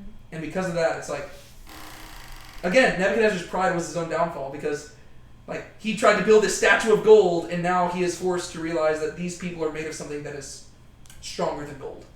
And now he's being humbled because of it. Mm-hmm. Therefore, I make a decree that any people, nation, or tongue, there's that same like repetition from earlier, right? It said that all the peoples, nations, and tongues came together. Mm-hmm. But now he says any people, nation, or tongue that says anything offensive against the God of Shadrach, Meshach, and Abednego shall be torn limb from limb, and their house is reduced to a rubbish heap, inasmuch as there is no other God who is able to deliver in this way. That is so cool, right? The story began as like a repeat of the Tower of Babel, right? This guy saying, I'm going to build a thing to the heavens, and I'm going to unite all people under me. But because 3 men remembered that they are Yahweh's portion, all of a sudden, the metaphorical new Nimrod is tearing down his own tower and saying, this God's the real deal. Like, that's pretty cool. Yeah. Right? It's like, you can't say anything offensive against their God. To where he's not won over to them yet, but he at least has mad respect for them. Right? That's pretty cool. And it just shows how this is what it means to be the portion of God and to be a light shining in the darkness. It's actively... they're not like forcing him into conversion. They are simply willing to love him even at great cost to themselves. Right? Like, King, we love you so much, we will not bow down to the statue, and we will even lay down our lives if that's what it means to point you towards God. That's kind of cool. It's true. So, alright. I'm done talking, not saying anything else, unless somebody says something, and then I'll respond. But, now that the chapter's done, you all have anything else to say?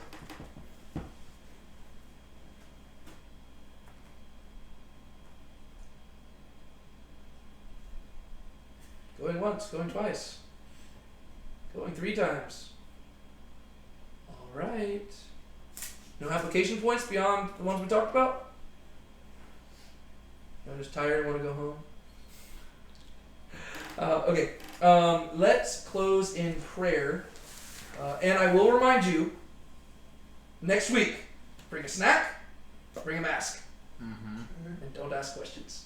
That sounded very cult-like. That sounded so cult-like. I'm sorry. David. Yeah. I promise we're not starting a cult. That would be a twist, though. That'd be crazy. Y'all like show up and there's just like candles everywhere. And I'm just like, I was like, just. I really hope you have at least one candle lit. Just one candle Just lit. one. Just There's a a single. statue. There's a statue. Yeah, just a golden statue and everything. Yeah. Okay. Somebody want to close this out in prayer? Faith prayed at the beginning, so she doesn't have to do it. Go for it. You got selected. I suck at praying. I suck at praying in public. It's alright. You got this. Father, thank you for allowing us to gather.